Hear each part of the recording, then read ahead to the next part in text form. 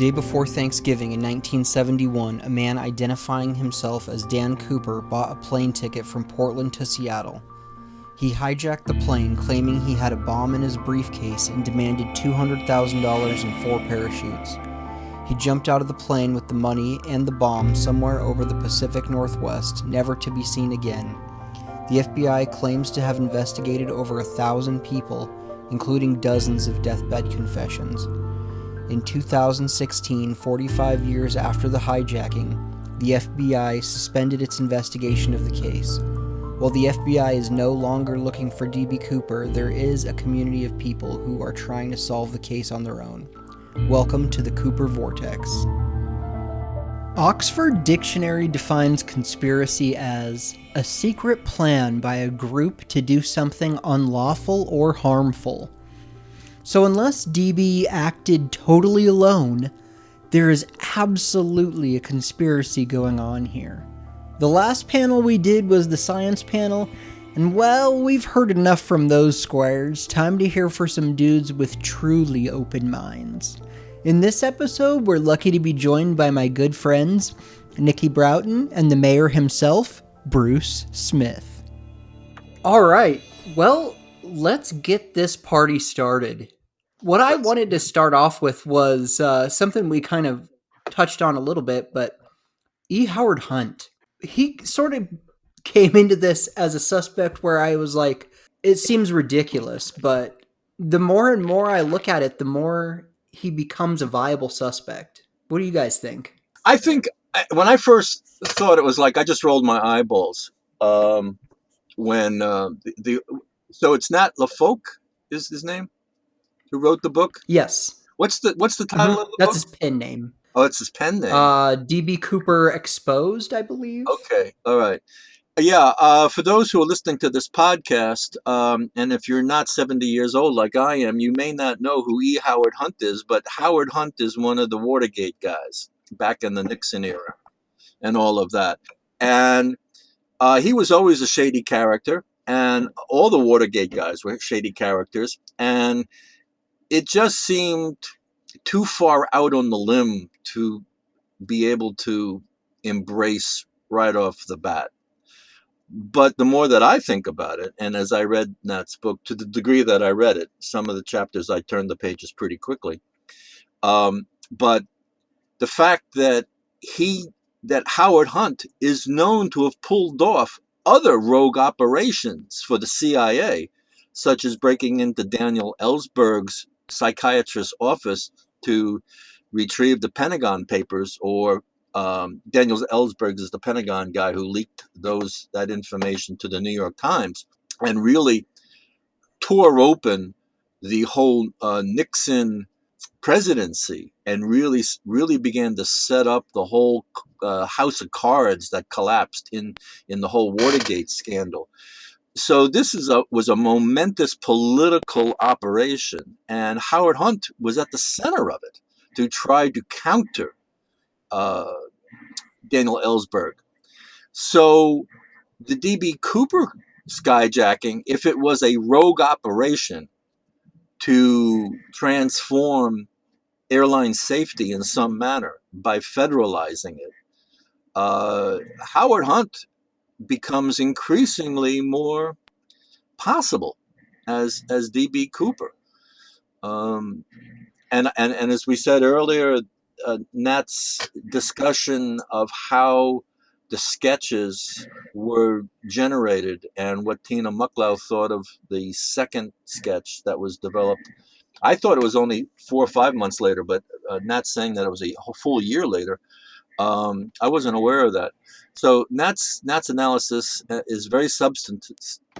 Analysis of the sketch work is very substantive and compelling to review, and it definitely puts E. Howard Hunt front and center in the whole conspiratorial, the podium of the many, many people that conspiracies place as potential D.B. Cooper suspects. Yeah, he definitely had the skill set to pull it off, too. Yeah. For me, the number one issue in terms of skill sets is not necessarily whether the guy is a smoke jumper or a commando or anything like that. It's how big are his cojones. and Howard Hunt definitely had big ones. So That's a great point. yeah, Yeah, everything about DB Cooper to me suggests a hardcore tough guy who isn't afraid of jumping out of a plane in the rain, in the dark, in November, over the woods, and he's not exactly sure where he is. That takes a lot of cojones, and I don't think and I don't think he did as a fool. I don't think it was a suicide jump. I don't think he acted as a fool. This seems to the majority of the known facts of the DB Cooper skyjacking suggest that DB Cooper had a good plan. And in fact, the guys who do these kinds of things, when you talk to the special ops guys, when you talk to the SOG troopers, Special Operations Group of the Material Assistance Command in Vietnam, they're absolutely convinced that DB Cooper was one of them. As one guy told me, he says, if it looks like a duck and quacks like a duck, it's a duck. And if I were to do the jump, I would have done it the same way. yeah. I think as far as planning goes, I agree with you, Bruce. This thing was very well thought out and planned. And as far as planning, I don't think you can get any better than E. Howard Hunt. He's planned things on this level, Yep. and I don't think you can get any better as far as planning goes than him as a suspect. I did find it interesting how Nat pointed out the timing of the second sketch when he became a public figure. I thought that was interesting. Like you touched on, Bruce, he definitely would have had the cojones to do this thing. Something that hasn't been mentioned is he has a history of planning things on holiday weekends, so that fits. I like that, That's right. Yeah. and and also the fact that he dons the glasses indoors. You know, there's that one picture of him in court, I think for the Watergate hearings, and he's got the sunglasses on indoors. So that's another thing that fits there. So I think E. Howard Hunt is definitely a viable suspect, in my opinion. And he had the resources to cover it up, too. And he Yeah. had all the connections and resources to Yeah. cover it up. Absolutely, Darren. Exactly. Right. Right. It would just take one phone call. Exactly. Yeah. Or maybe one meeting. Maybe that's what Najib Halabi was doing with President Nixon 3 hours earlier. Maybe. That is so interesting, the Najib Halabi thing. Yes, Meeting with Nixon right before the skyjacking, and then he goes on a world tour selling airport security. that's if you want to talk about who benefited the most from this, it probably was Najib Halabi. Yeah, the people who built all the metal detectors and yada yada yada. And did all the contracts for him. That was Najib Halabi after he got fired from Pan Am. That's shortly after the DB Cooper caper.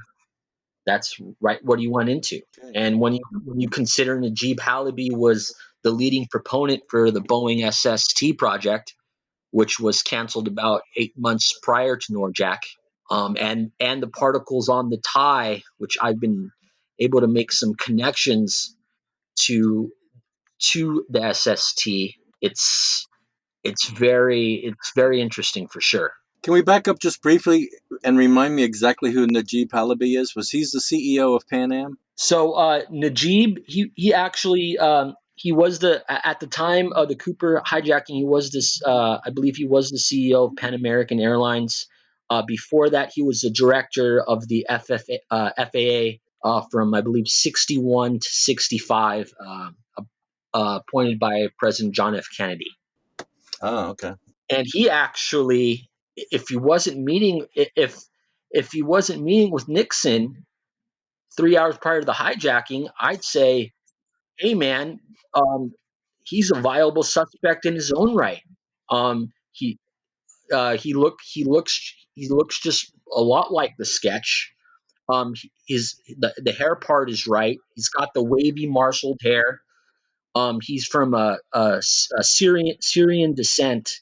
which they're known to have that Mediterranean olive complexion. He was a test pilot. I mean, he did the first transcontinental flight. So the guy was an aviation wizard. If he wasn't meeting with President Nixon, I'd be looking strongly at him. And I still consider the fact that, hey, maybe somehow that he wasn't really meeting with President Nixon, and that was his that was kind of conjured up to give him an alibi. He wrote a book, and in his book, he mentions two skyjackings. But he didn't mention neither of them were the DB Cooper skyjacking, and he never mentioned in his book meeting with President Nixon that day, which I found interesting. You know a lot about this guy. You know more than I do, that's for sure. Yeah. Are you writing about it or posting about it? You should be telling us more about this guy. We should be looking into him. Yeah, no, I have been I've been keeping a little bit close to the vest, but I think Najib Halabi was could have very well been the spearhead of this whole operation. I mean, when you talk about motive, and then when you talk about motive, he definitely had it. He benefited so much from all the security equipment that he ended up selling. And then when you look about the grudge aspect, he definitely had the grudge. Like I said, he was the lead proponent of the Boeing SST project. He fought for that thing tooth and nail. He had a lot of opposition from that, but that was his baby, and that got, as you know, that got canceled by Nixon 8 months prior to Norjack. So I'm sure he was definitely salty about that, and he was looking to pivot to something else. And the DB Cooper thing just was a big benefit to him. It's too coincidental for me. I think Najib Halabi is a strong person of interest here. Definitely. Definitely. Follow the money. Have you read his book, Nicky? What's the book that he wrote? I don't know the name of the book offhand, Okay. but I'll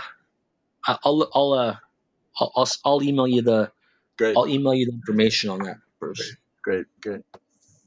Najib Halabi's book. I gotta get that. Yeah, really.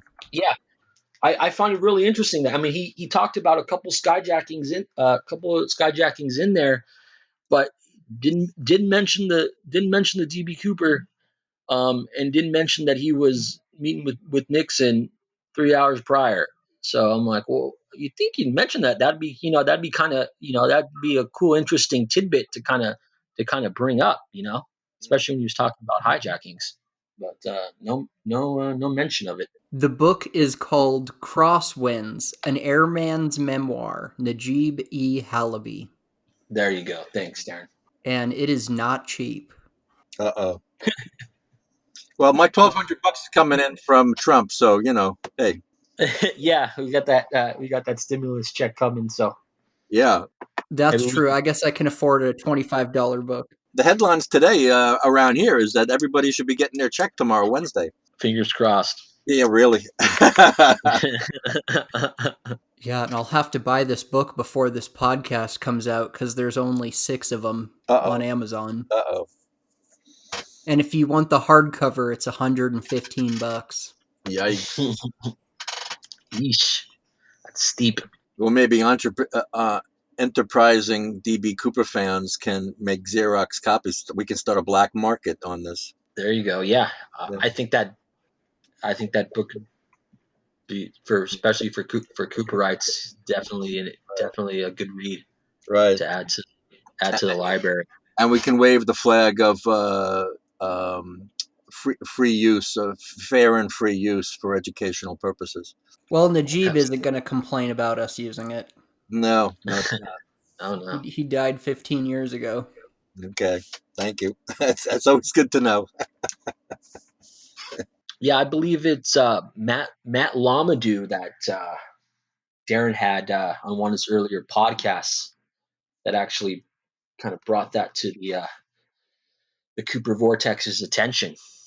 What was that podcast again? With Matt Lamadou? Did you hear that one, Bruce? He was a Navy SEAL and Air Force pararescue. Okay, I missed that one. I'm gonna have to listen to that guy. All Yes, yeah, smoke jumper as well. right. Okay, Um, now we're talking.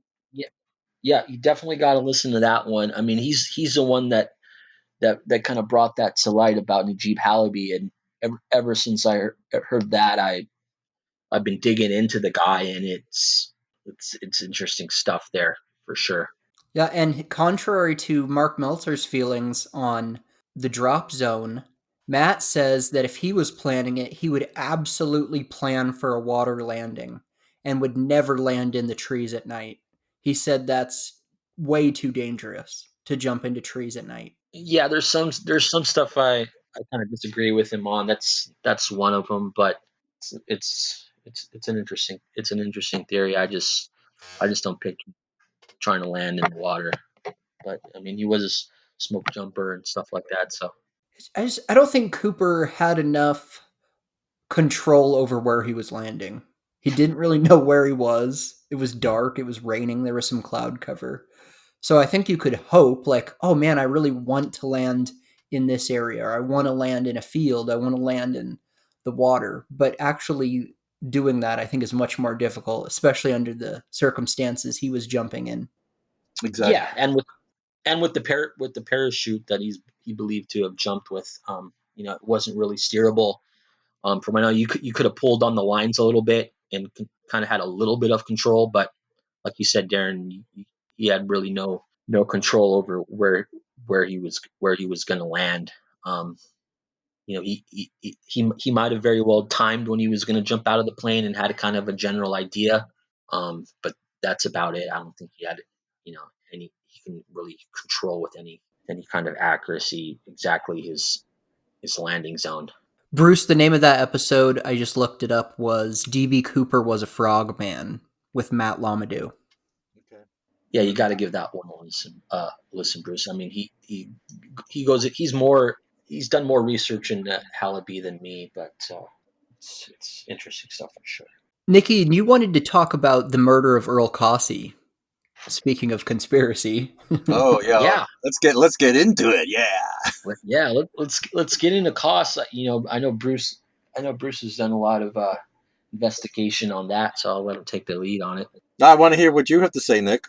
I've talked a lot about Kasi, and for those who, I'll give a brief overview, I suppose. Earl Kasi was found murdered about this time of year. In fact, yesterday is his anniversary date of his anniversary, the 13th, I believe. Wow. Yeah, in 2013. So we're getting some time now.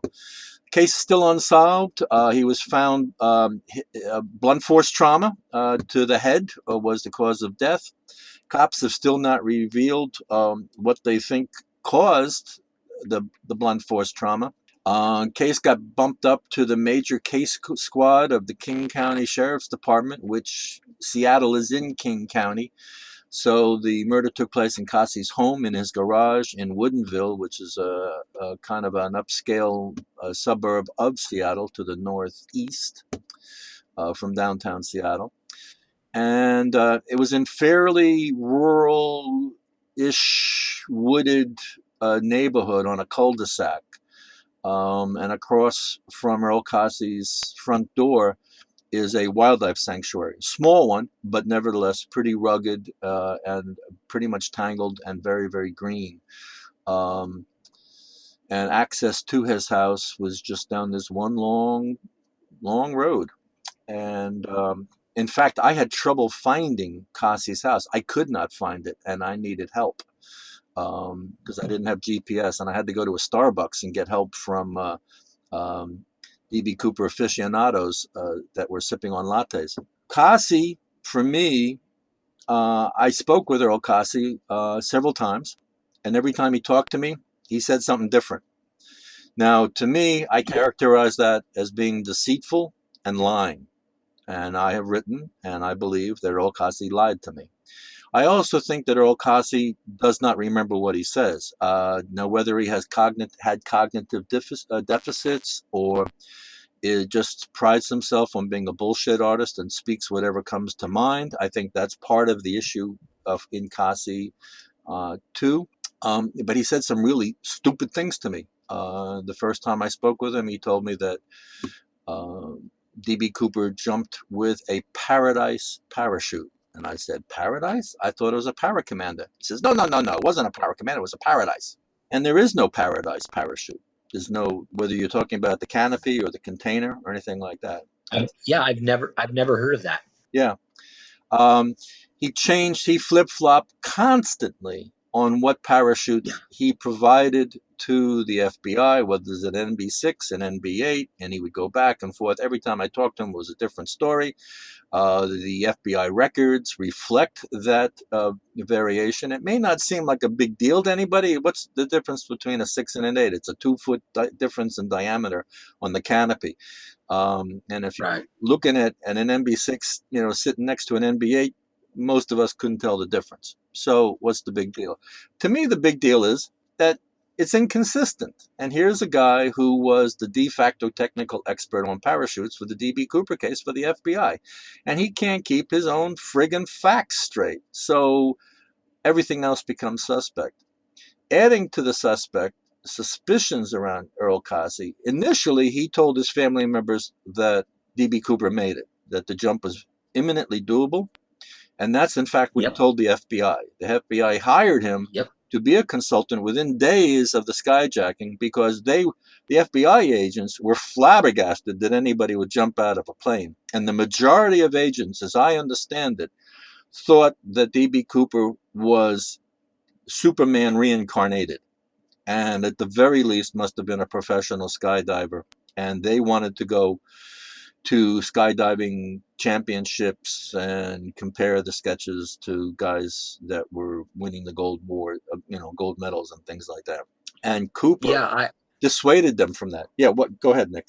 Oh, I was just gonna say that I infiltrated myself in the skydiving community, and the FBI showed up at every drop zone all over the West Coast, Northwest. They showed up at pretty much every drop zone everywhere in the United States. That is very true. Yeah, so they early on they put a lot of their eggs into that basket that Cooper was a recreational skydiver. Yeah, in fact, the local skydiving jump site is called Thun Field for me. They no longer allow jumps to take place because of all the suburban development that's grown up around the airport. It's still active. Thun Field is in Puyallup, Washington. And I talked to Bruce Thun about this, who was not only a skydiver, but he was a jump master on a plane. So he flew jump planes. And his father was in charge of Thun Field, not, ironically. And Bruce Thun, the son, told me, he says, that the Friday after the skyjacking, FBI agents were all over the place. In particular, they were asking about some guy who was in his mid-20s.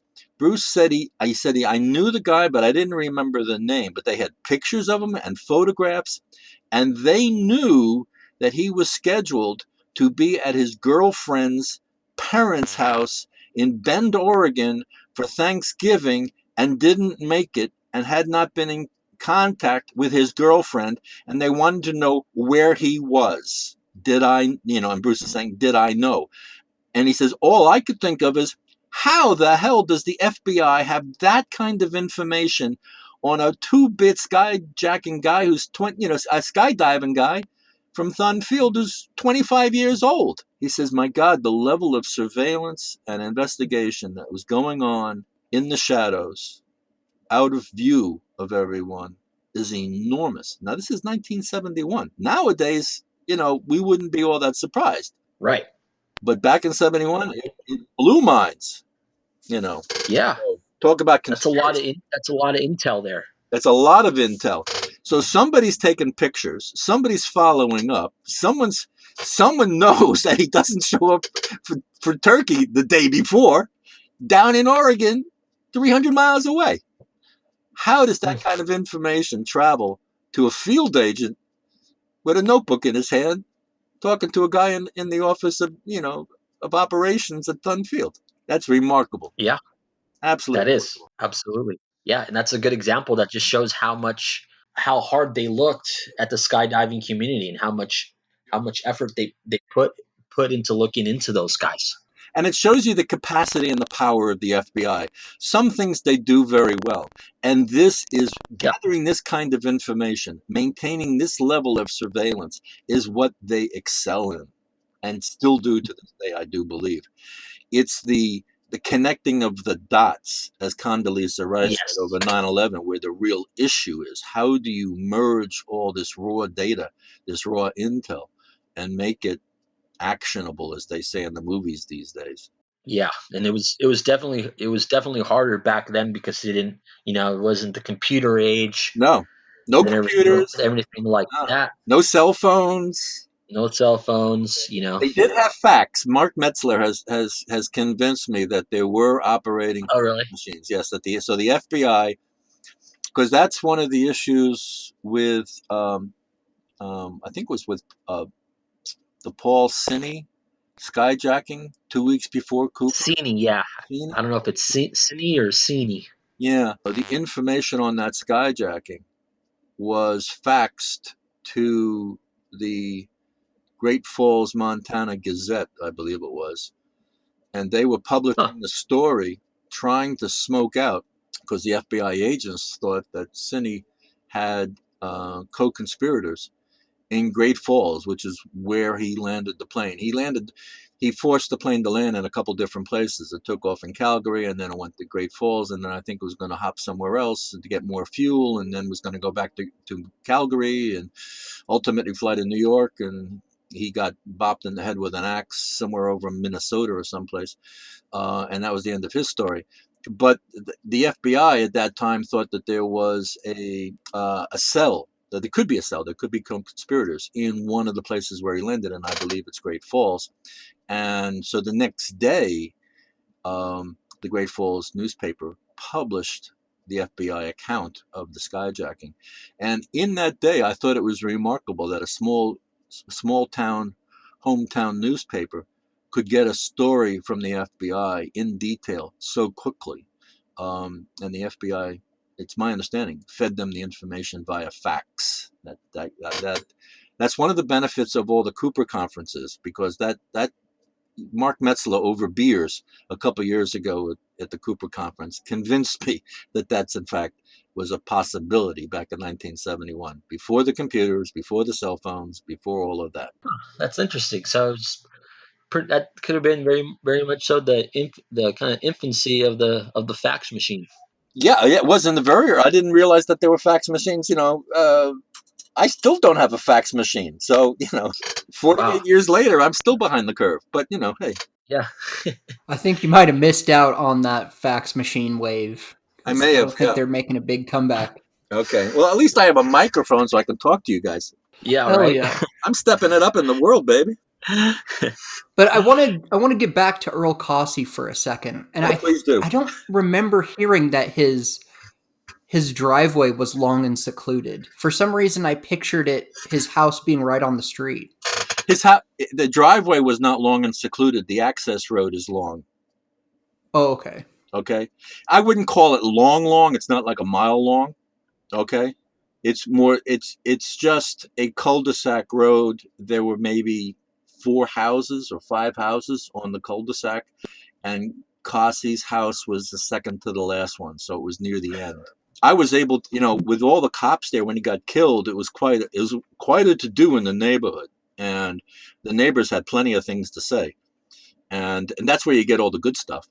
And so I would wander, and along with other reporters, and we were talking to the neighbors, and got a much fuller understanding of Casa. We learned that he was divorced and living alone, and I had suspected that. I had talked to his wife a couple of times. Every time I called Earl, his wife wouldn't answer, and she did not sound like a happy wife. She did not sound like a happy woman, particularly taking one more DB Cooper phone call for her husband.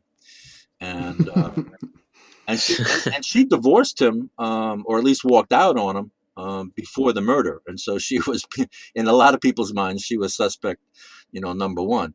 But for those of us in DB Cooper world, we knew it wasn't her. That it must be, a wet team from the FBI or someplace, or the CIA, or buddies of E. Howard Hunt or whatever. So. And then wasn't Cossey's wallet mailed in, or what was kind of refreshing? What was It the wasn't. name of It wasn't the wallet. It was the contents of the wallet that were mailed back to the family, actually. So a credit card, I think a Safeway club card, and a driver's license, and maybe something else, a credit card or something like that. I had a very interesting conversation with Joe Weber about that. It was one of the first. It was one of the only really sane, balanced, even-handed, no shouting, no shrill statements, no provocative craziness. And Joe and I were talking about who would mail this kind of stuff back to the Kasi family. And we both agreed it's something a mother would do. huh. And we thought that whoever killed Kasi, maybe he was a druggie, tweaking, and he went home, and his mother knew that something was off, that Junior had done something bad again.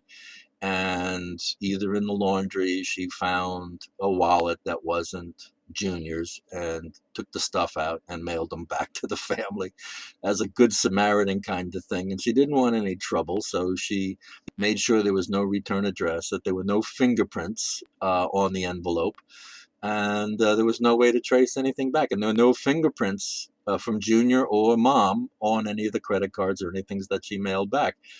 So whoever handled the stuff and sent it back had some savvy. And Joe and I figured, Definitely. yeah, maybe that's Mom. It sounds like a kind of thing a mom of a criminal would do. Yeah. Now this whole thing has been with Cossey's kind of been looked at as a home invasion robbery. Um, I know Blevins was doing some research into this, and he found a bunch of string of robberies in the area around the same time. Do you know what was, if anything, was taken from the house? Does that add up with the robbery with Cossey? Or Yeah, it's my understanding nothing was taken from the Kasi house. And that the other robberies, the nearest one I think was 3 blocks away, and the other ones were miles away. Were they in that jurisdiction of the King County Sheriff's Department? Yes. Were they in Woodinville? Yes. Were they near Kasi's home? No. Um, Hmm. and those burglaries were all solved. They were local drug addicts. They were young folks. They were very sloppy. They left a lot of clues, and the cases were resolved within a matter of hours or days. That's not the case with Kasi. Kasi, there was, as far as I understand, there was little or no forensic evidence, no fingerprints. Huh. Nothing was taken from the house. And probably the most telling piece of evidence is that the cops are very tight-lipped, and they really aren't giving out any details. They didn't then, and they aren't now.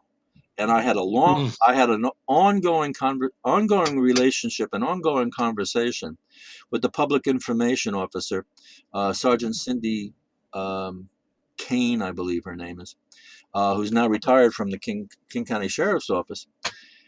And, I asked her point blank, is Cossey's murder connected to the D.B. Cooper case? And she said, no.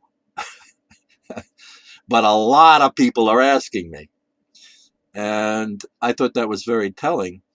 And it was taken out of her hands when it got bumped up to the major case squad. And Cindy continued to have a growing interest in the D.B. Cooper case, and in fact bought my book, and promised me upon her retirement that she would tell me all the good stuff. And I keep trying to find her, but so far she hasn't told me, and I don't know where she is or what's happening. So, Cindy, if you're That's listening, give me a that's call. interesting. Come on, girl. Yeah. What's your take on what happened, Bruce? The circumstantial evidence surrounding Earl Cassie's death is overwhelming, and I think needs to be really looked into. Earl Cassie, for 40 years, had been the FBI's go-to guy on parachute issues.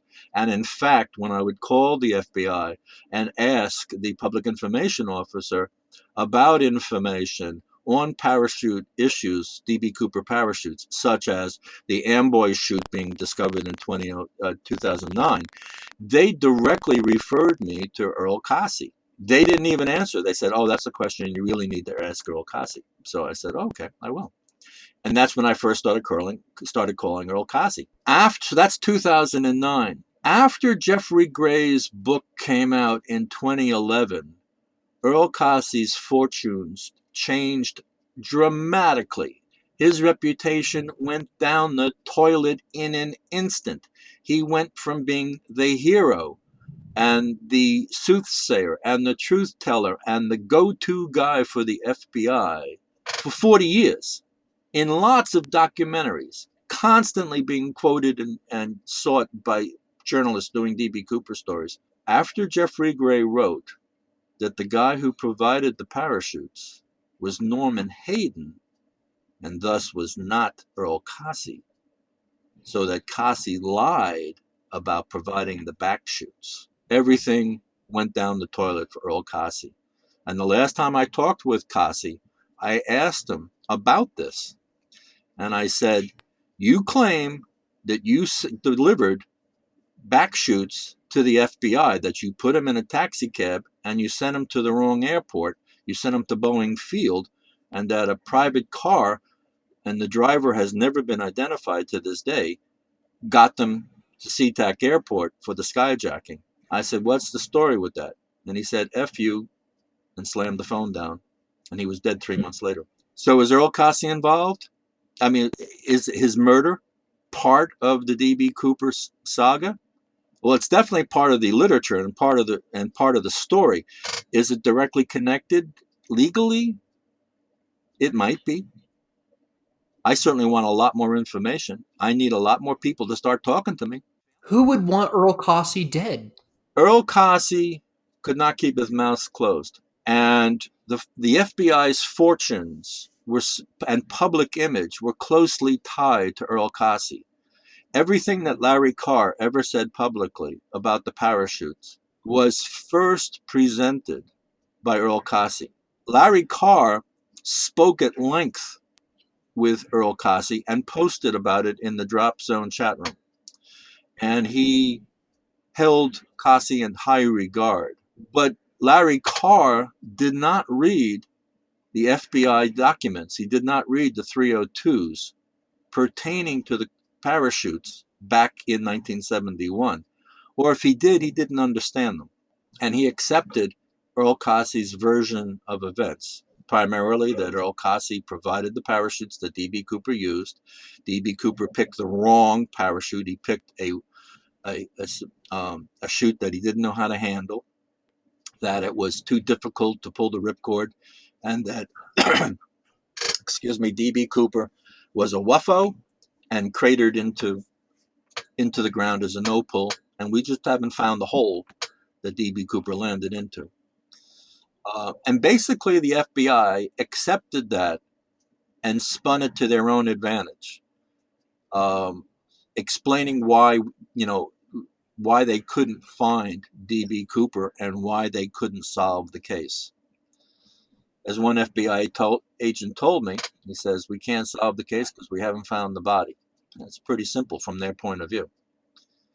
So the public image of the FBI is tied intimately into the credibilities of Earl Cassie. And once Earl Cassie's credibility started to fade, the FBI at least had a motivation to cut their losses and to take Earl Cassie off the public stage in terms of his commentary on DB Cooper. So you think it's possible the FBI ordered a hit on Earl Cassie? Of course it's possible. As one FBI agent told me, he says, you got to understand how we think. He said, there's a joke in the FBI. He said, "We can convict anyone. It's just that the innocent take longer." And he told it as a joke, but I think it speaks to a real truth of how agencies with a lot of power who feel pressured for certain outcomes are certainly willing to bend the rules. Look at the level of surveillance on that kid down from Thunfield, that skydiver down in Bend, Oregon, that didn't show up at his girlfriend's for Thanksgiving. Was that all legal surveillance? Were there warrants for that? Were there phone taps for that? Who knows? No one's asking. But the potentials for wrongdoing are enormous. That said, I do want to put, I do not want, let me speak to the patriots who may be listening out there. Is this the action of the deep state? Enough with the deep state stuff, all right? All I'm saying is that the FBI, I want the FBI. I feel we need the FBI. And I benefit from a well-functioning, honest FBI. I just want to reform excesses. And the joke that FBI agents tell each other about that how the innocent just take long to convict, that culture needs to change. But I don't want to blow the whole thing up. So here's kind of my thoughts on Cossie, kind of a theory that I've kind of come up with. Like you said, Bruce, he helped, he aided the FBI in spinning the narrative. He flipped. There's nothing consistent about what he said. He's flip flopped all the time. Like you said, initially he said he could have survived, and then he said no. He was a waffle he cratered into the ground, and he was helping the FBI spin that narrative that they wanted to spin, that DB Cooper didn't make it. Yeah.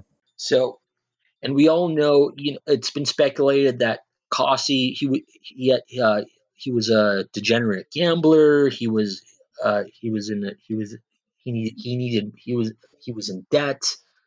And he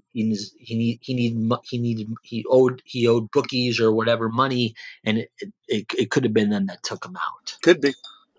And that's Um, all true. Yeah. yeah.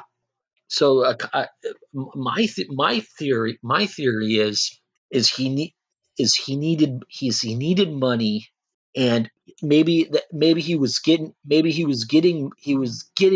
money from the FBI or what have you, to kind of on their books to cooperate with them and help them, and help keep that narrative alive. And he kept asking for more money, and as he got more in debt with his gambling and stuff like that, and eventually he became a liability. Just they knew that he would keep asking for more money, and they were like, okay, this is enough's enough. We got this. He's a liability. I think he became a liability at a certain point, and someone somewhere thought they had to take care of him.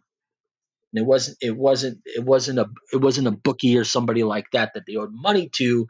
It was the people that were paying him to keep quiet and fall in line. But keep quiet about Just what? just a theory about what he really knows, possibly. Maybe. What he knew of the FBI's investigation of DB Cooper. I believe Earl Cossie was intimately involved in the FBI's investigation. He was hired. He spoke to them. He was a consultant. He went to the office. He was rubbing elbows with them. He was drinking cups of coffee with these guys. You Absolutely. hear things. You ask questions. And he loved the Cooper story. He would show up whenever there was a filming going on. Bruce Thun told me, he says they were filming one day on the Barb Dayton story, and Earl Cossie just showed up to see what was going on. He was that kind of guy. It was like a moth to a flame. So did he know how the FBI was really thinking about Cooper? Was there a cover-up going on? Maybe Cossie knew about a cover-up. Did he know some of the shadier aspects of the investigation? For instance, local grunt guys doing investigations, doing good investigations, and yet the information wasn't being passed on up the chain of command. or it got diverted, or it got lost? Or how come no supervisors could straighten out the mess that we see over and over and over again in the 302s? The summary reports throughout the Norjack investigation is caca. It is nothing but bureaucratic mess. The information is contradictory.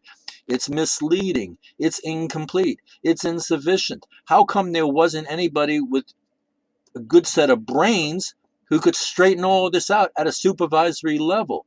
Was it done because FBI has stupid middle management? I don't think so.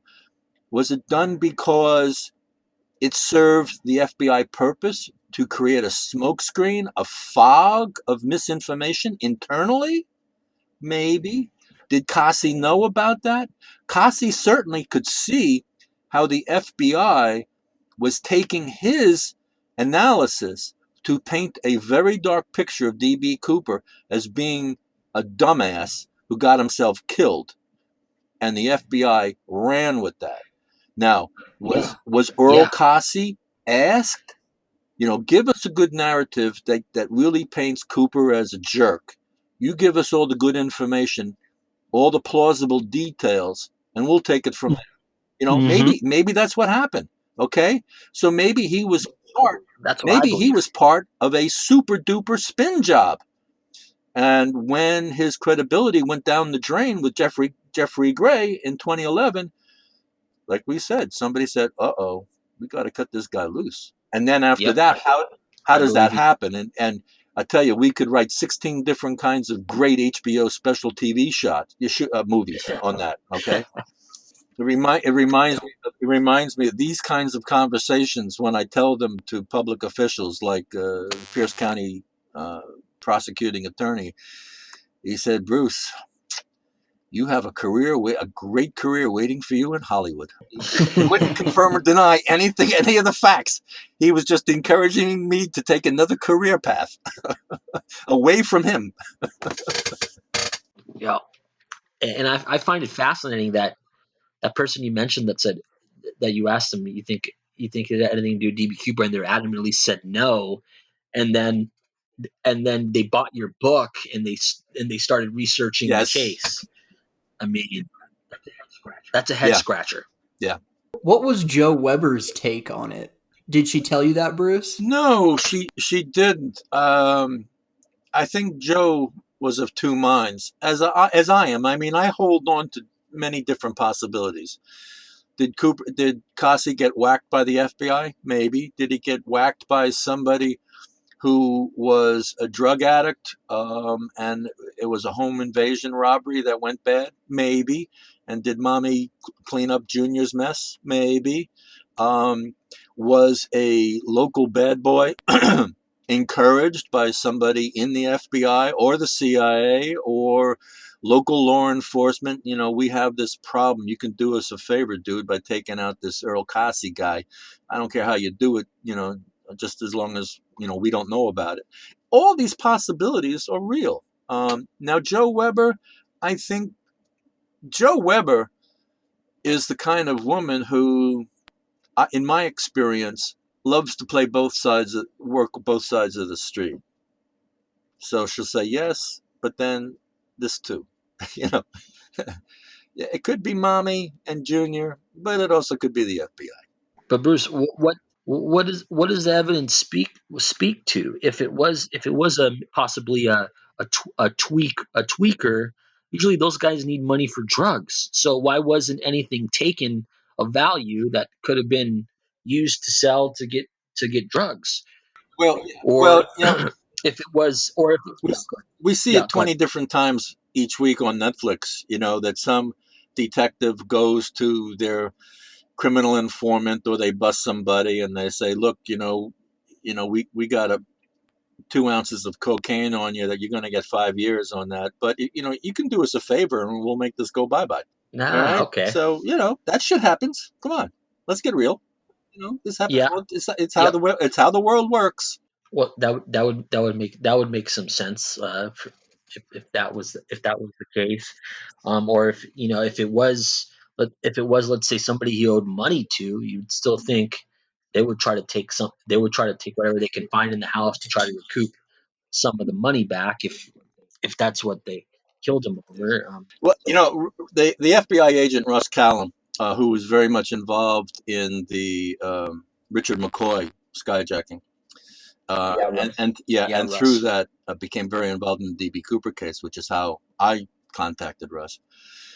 Russ had a great comment. He says these kinds of stories, he says these kinds of investigations, the longer that they go on without being resolved, the story gets bigger and wider and wilder. He said they spread, they become organic. It's just they become subject to the forces of nature. And I It's think like a wildfire. exactly, which way the wind is going to blow the flames. And I think that's true in the Earl Cassi case. Was it, a tweaker? Maybe. FBI? Maybe. CIA? Maybe. His gambling debts? Maybe. I've also heard some strange things that I have not been able to follow up, but is worthy of an investigation, particularly in the Me Too movement, that it has to do with someone that Earl Cassi had a relationship with that was not appropriate, let's say. Huh. I wish I could talk to somebody about that.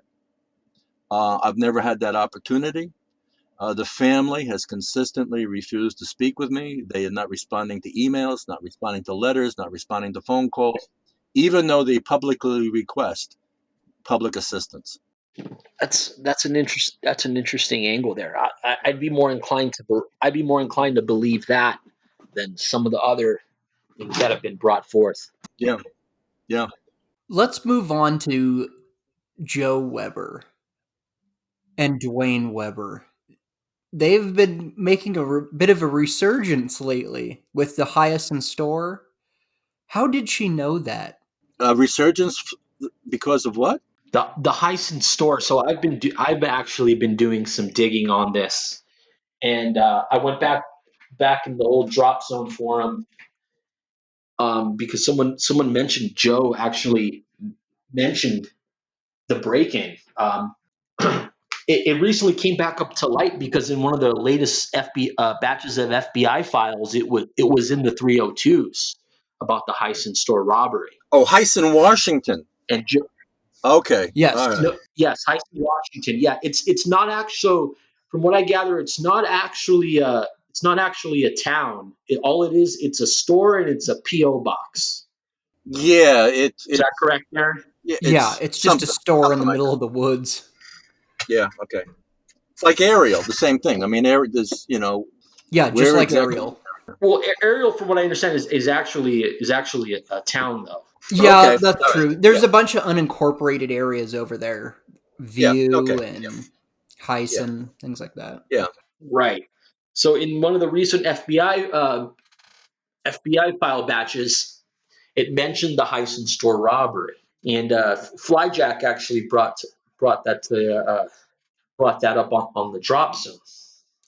And then someone mentioned that Joe was talking about this uh, back back when she was on the drop zone back in the mid 2000s, 2000, 2014.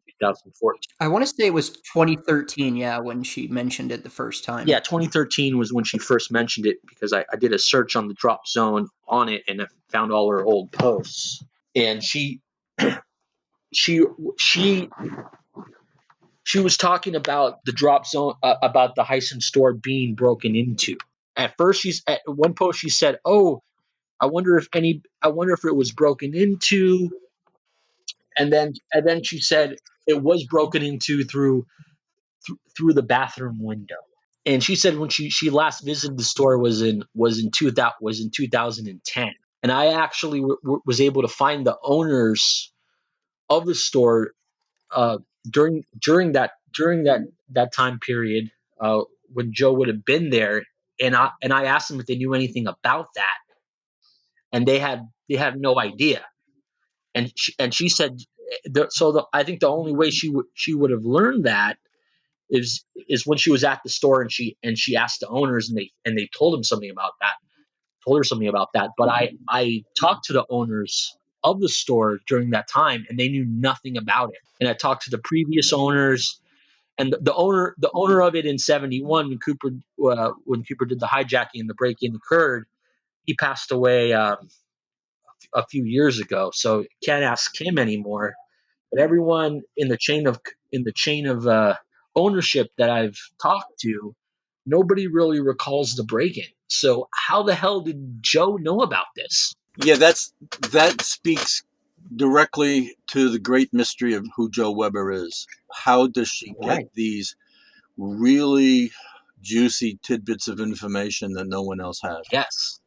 Yes. She has an uncanny ability to do that. In fact, when I first encountered Joe Weber through the Drop Zone chat room and started talking to her and communicating with her, I began to suspect that someone was feeding her information, that she was really the point person for I agree, Bruce. possibly a counter surveillance program of those of us doing research into DB Cooper, just to keep tabs on us, to know what we knew, to know what we to learn what we knew and what we were doing with that information and things like that.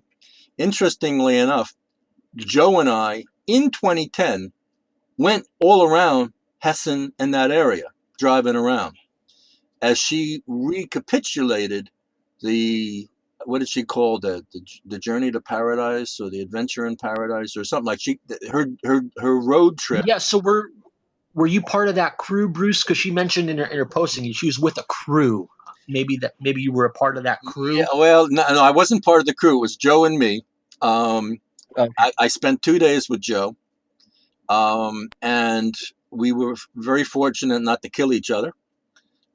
In fact, there were many times that were quite pleasant. And we basically went down the memory lane. It was the memory lane road trip with Joe Weber, as she tried to recapitulate in her own mind where she went with Dwayne Weber back in whatever 1960 something, whatever. Okay, which is, 70 something. Yeah. yeah, or 70, whatever, which would be the whole genesis of her DB Cooper story about her husband Dwayne Weber, who she says Right.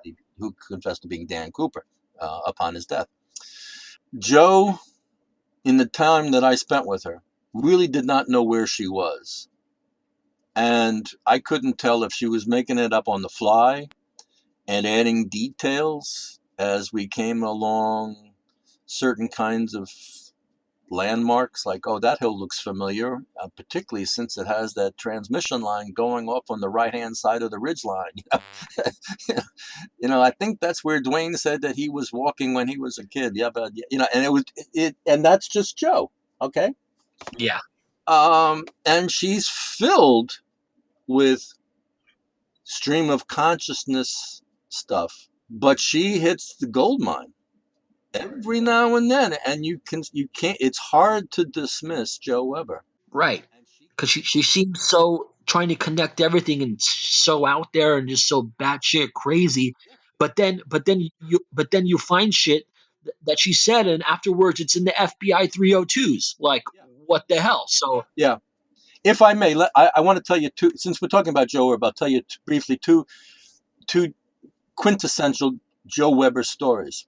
Okay, yeah. the first is my first meeting with Lee Dormith. Lee Dormith was the brother-in-law of Tina Mucklow. So Lee Dormith is an FBI agent living in Shelton, Washington, and his wife, Jane Mucklow, is Tina's sister. Now, this was back in 2010 when Tina wasn't talking to anybody. So I went looking for family members, and I found Lee, and I went to his house. I called many times and they never responded. So I went to the house on a Sunday afternoon to see if I could speak with Jane. Jane refused to come to the door, but she sent her husband. Okay, so Lee comes out here. Fortunately, he wasn't packing, okay, any of his weapons. And we had a brief conversation on the doorstep. And I introduced myself. And he says, "Oh yes, I know you because Joe Weber called my wife last night and was on the phone with her." His line is, "My wife was camped out on the phone with Joe Weber last night all night long." That's a direct quote from Lee Dormith. Now, how the Wow. hell did Joe Weber know Lee Dormith's home phone number and get through to Jane and be buddy buddy with her for hours? and know that I was going to be there. And he said, yes, we were warned that you were coming. Joe Weber warned us that you were coming. So that's Wow. quintessential Joe Weber. Okay. Yeah, and that shows a lot of capability for someone that can seem so scattered and so out there and so Incompetent. incompetent. Yeah. Exactly. She's constantly whining and moaning about not having a computer that works and doesn't know how to send an email and can't download Exactly. Yeah. pictures. And it's just an endless stream of technological problems, with Joe Weber.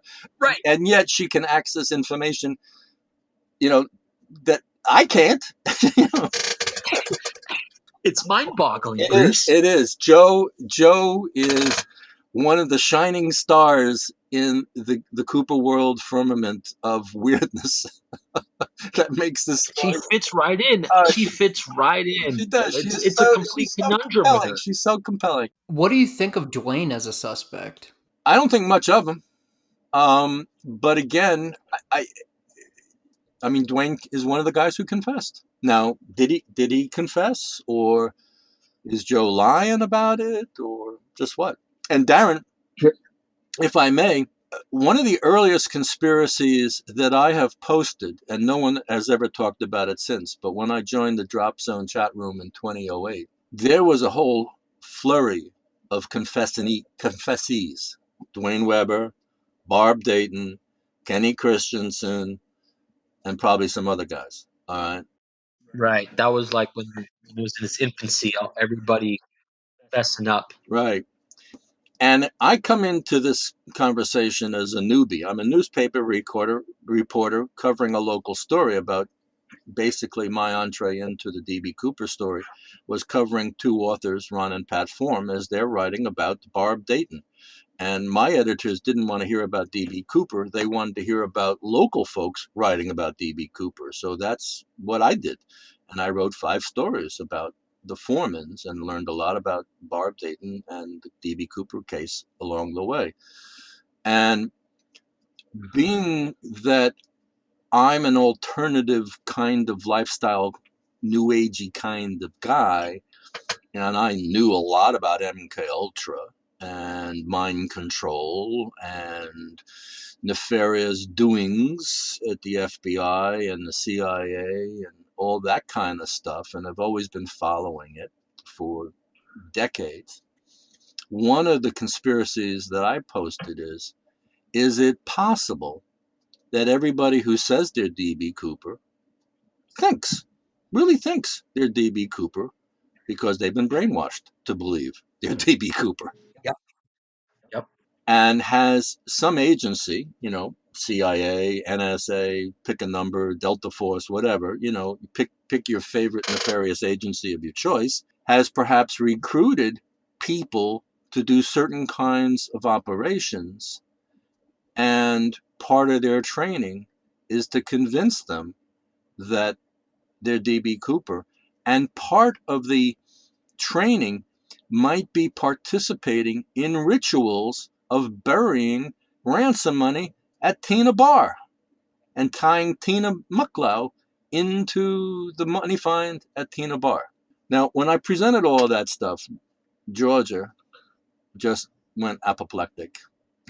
Georgia is a guy who does not suffer alternative theories very well, particularly when somebody who's voicing them is a new guy and has not bowed down to the altar of Georgia yet.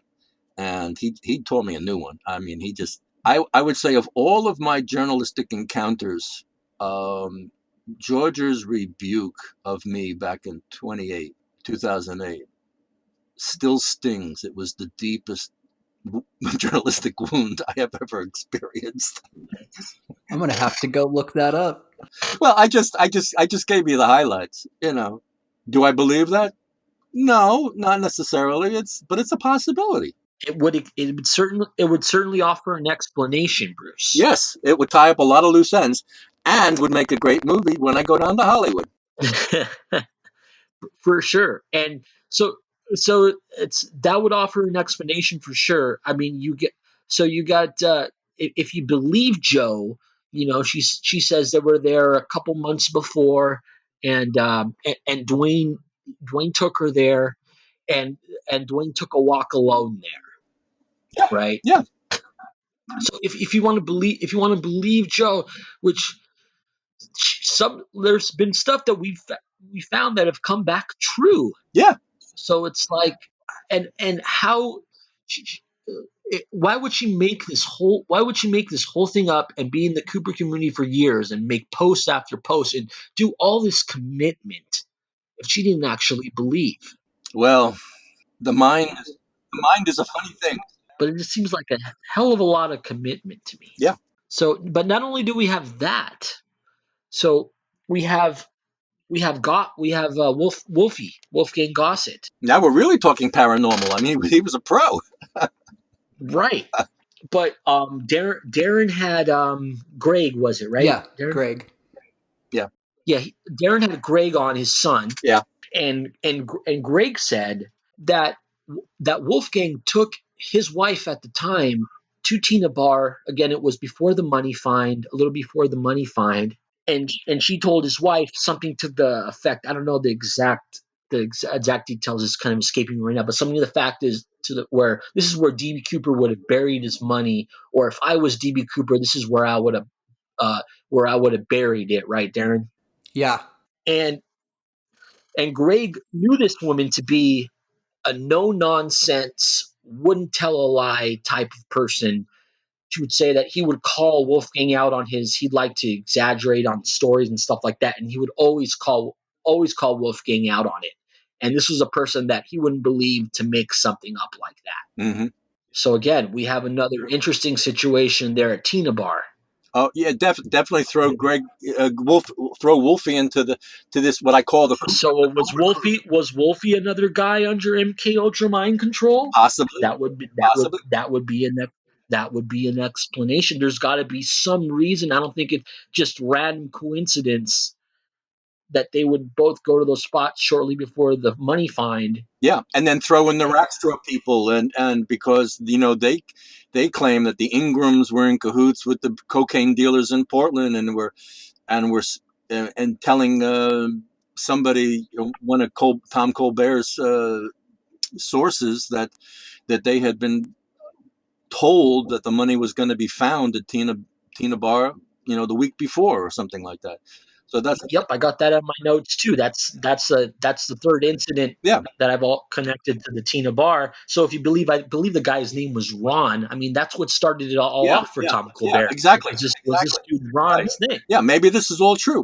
Maybe Joe Weber is telling the truth about most of Dwayne Weber. She just doesn't understand the context of it all. She doesn't see the bigger picture yet. That's where I'm leaning towards, Bruce. Yeah, yeah. And while we're throwing people in the Cooper crew, let's add in Walter Recca. Okay. Yes, Vern, what was he doing yeah, in Cleella? exactly. So he's definitely in the woods on the night of the skyjacking, and the real question is, what the hell was he doing there, walking around in a suit, drenched to the bone? And Vern Jones told me something very interesting at the Cooper conference 2 years ago. He said, because I told him, I said, look, I don't think Walter Recca is DB Cooper, and I think you guys are way off base. But I do think Walter Recca needs to be investigated because, like we said, what was he doing in Clay Elm? And what was his exact relationship with the CIA and the Viennes company that he was recruited out of into the CIA to become a hitman.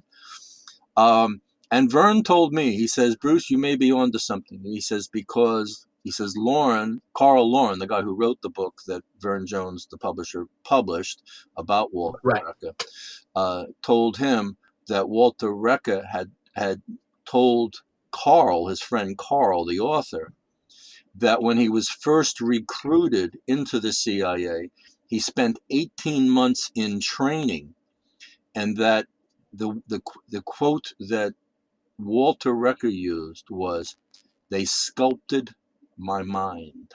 Yes. And I told Vern, I says, "Dude, you gotta follow up on that." Absolutely. And he said, well, not today. Yeah, Rucka is a really mysterious figure. He is. I mean, everything lines up so well, and he has a witness, but it's wildly outside the drop zone, and then the rest of his life gets real mysterious. That's a pattern in the DB Cooper world. Look at Tina Mucklow. Maybe Walter felt that he was skyjacking a plane, and this was part of his training, was to jump out of a 727 over Clay Elum. Maybe that all really happened. Absolutely. And let's continue this pattern. What about Richard Floyd McCoy? What was he doing in Vegas the day before? How did he do some things that were exactly how DB Cooper did his heist? Exactly. Did he learn from DB Cooper? Or was he fed this information? Right. Or was he part of a training crew? You know, Exactly. who taught DB Cooper how to steal an airplane? The 727. Did DB Cooper learn on his own, or did he have a mentor? And did that third party, that mentor teach McCoy and the rest of the gang, and Rekka and Barb and Dwayne, and how far down the rabbit hole do you want to go? It can be a deep one. It's a New York City subway. Yeah, that is interesting. The fact that multiple suspects could be involved on a certain level. Yeah. Yeah. The only two things I can think of that explain it are what Bruce is alluding to, MK Ultra mind control, or they were involved in an extraction team on the ground in some way. I mean, those are the only two things that I can think of. Yeah. Well, that would kind of explain these things. Yeah, you raised one of my favorite issues about McCoy. Could you mention that McCoy was in Las Vegas? We know from FBI records that McCoy was in Las Vegas the day before the skyjacking. He was also in Las Vegas the day after the skyjacking. So the question is, did he drive to Las Vegas to get on a plane and fly to Portland to get on Flight 305? And there's plenty in the FBI who believe that he did. And Russ Callum, who we mentioned earlier, is one of those people who truly believe that. I mean, Russ Callum is a true believer in that scenario. The other alternative is that McCoy participated in the skyjacking, but was not the skyjacker. And was he part of an extraction team? That would explain one way how he knew some intimate details about that weren't public about how DB Cooper did his hijacking and how he emulated that. Right.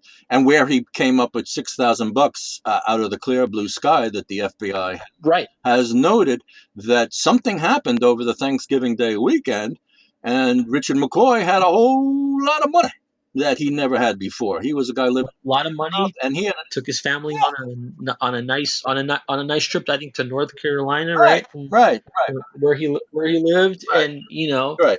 Where did that all of a sudden he gets so flush with cash? And like I said, what was he doing in Vegas? The guy, to put it in context for you guys, if you don't know Richard Floyd McCoy's kind of background, the guy's a Mormon, a Sunday school teacher. I mean, there's nothing for a person like that to do in Vegas. They don't gamble, they don't drink, they don't smoke.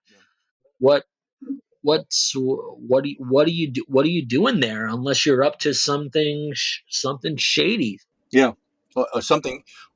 Also, remember, not only was McCoy a Mormon Sunday school teacher, but he was also studying to be and in training to be a Utah state policeman, and scored 1 or 2 admission tests.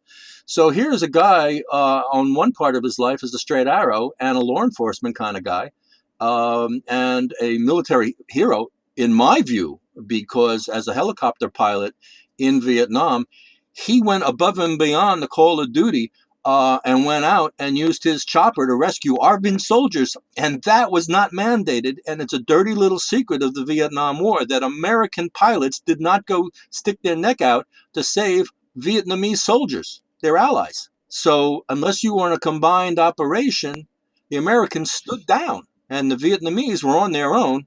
And as we well know, they ended up getting decimated most of the time. And can Wolfgang be linked to McCoy? They were both Mormon. They both lived in the same area. Absolutely. And I did some research on the ancestry websites, and then I found a bunch of McCoy and Gossett links through like Ancestry and 23andMe and everything like that. So there's some stuff out there that they there's a good chance they knew each other. They're possibly related. That would be wild if Wolfgang told McCoy how to pull it off. That would offer an explanation, Darren. I'm in good company. You guys are way out there. This is the conspiracy panel, right? That's right. What do you think of Wolfgang? Because you've been, oh, I'm sorry, but you've been pretty close with Galen, and I haven't been able to speak with him. Galen is in a strange position these days. He's not active in the DB Cooper research and world, so he's not commenting in any of the chat rooms. And he doesn't speak to a whole lot of people. He and I are good buddies, and so we're constantly communicating with each other. And and he made a choice about 5 or 6 years ago that he was tired of living as a impoverished DB Cooper researcher because even though he's an attorney, he poured every spare dime he had into DB Cooper research. And he told me, he says, I haven't been keeping a running total, but it's at least 50 grand. That's a serious commitment. Also, too, he had it in his own mind, and still does to this day, that he didn't want to write a book until he could solve the case. And he thought that gossip was Cooper. And he pushed that hard. And it's my observation, it's my understanding that Galen came up against some wall of his own creation that he just couldn't get beyond, that he felt blocked. And coupled with his own desire to at least get a few shekels and put them in the banks, to save for a rainy day.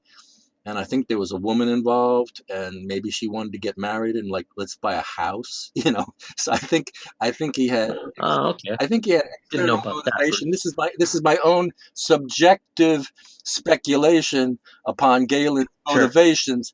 But when anybody makes a left-hand turn in their life, I'm always thinking that a woman is involved. So Right. Galen has not denied that, but he has not confirmed it either. So he's very much the attorney whenever I push him about his love life. Anyway, so he has not been overly responsive and overly open. And I think it's just a question of mental energy that he is really investing in his legal practice and his career, and is trying to make some money. And is enjoying very much what he's doing. He's involved in medical malpractice suits. I didn't know that there were that many bad doctors in Alaska, but he apparently has a thriving practice in medical malpractice. Okay. Well, that was some more context I didn't have. Yeah. Because I thought maybe possibly Galen figured it out, or possibly Galen had some information that some people didn't want out there, and that's what kind of stonewalled him. Just another Galen possibility. Galen is unique in the DB Cooper world, in my view, for his ability to make friends in law enforcement and have meaningful conversations and contact with the feds, with the FBI, in particular Larry Carr and Curtis Eng. I know that Galen had many person-to-person in-face interviews with both agents and numerous email exchanges between the two of them. And his relationship with the FBI goes back decades, because Galen also sued the FBI in 2003, 2004, and even though for access to the DB Cooper case, and even though was denied overt access to the files by a court ruling, he was able to wrangle from the judge a caveat that he could examine FBI files on DB Cooper if he didn't take any pictures, took no written notes, and all the files stayed in the FBI office, and he did not take anything out of the office. And that was in 2004, before Larry Carr showed up. And You know who that reminds me of, Bruce? I don't know if you saw the Zodiac movie, but what's that guy that wrote the book on Zodiac? Robert Graysmith. In that movie, he did the same thing. The guy let him in. He's like, okay, I'll give you. He's like, he kept begging. He's like, okay, I'll give you a certain amount of time in here. You can't take anything in. You just got to remember everything by memory. Yeah. And just went in there and just like did that kind of thing you're talking about with what Galen did, I guess. Yeah. I'm not. I think it happened. I've never heard anybody else describe it actually happening to me, but I've certainly seen movies, and it seems to be the kind of strategy FBI agents and the bureau itself would want to cultivate relationships, backdoor channels, if you will, with investigators or people who can provide them with information that they cannot easily get in other ways. And Galen has brought a lot of information to the FBI. It's not a one-way street. The FBI, in my view, considers Galen Cook to be an asset to them, to be somebody who can deliver the goods. He's easy to speak with. He's reasonable. He's articulate. He's insightful. He's smart, and he does the work. He's dogged, and he puts his money where his mouth is. What's not to love with someone who can provide information, in particular on Wolfgang Gossett? And Galen has done it with lots of other suspects. Wolfgang is not the first suspect that Galen has really sunk his teeth into. Galen has told me that there have been other suspects that he declines to name specifically, but he says that agents said, yeah, we've been looking into that guy too, and it's not him. We know conclusively that it's not. So one little more tidbit on Galen and Wolfgang Gossett. Galen has asked me not to pursue Wolfgang very much, and has asked me not to contact any of the family members, like Greg.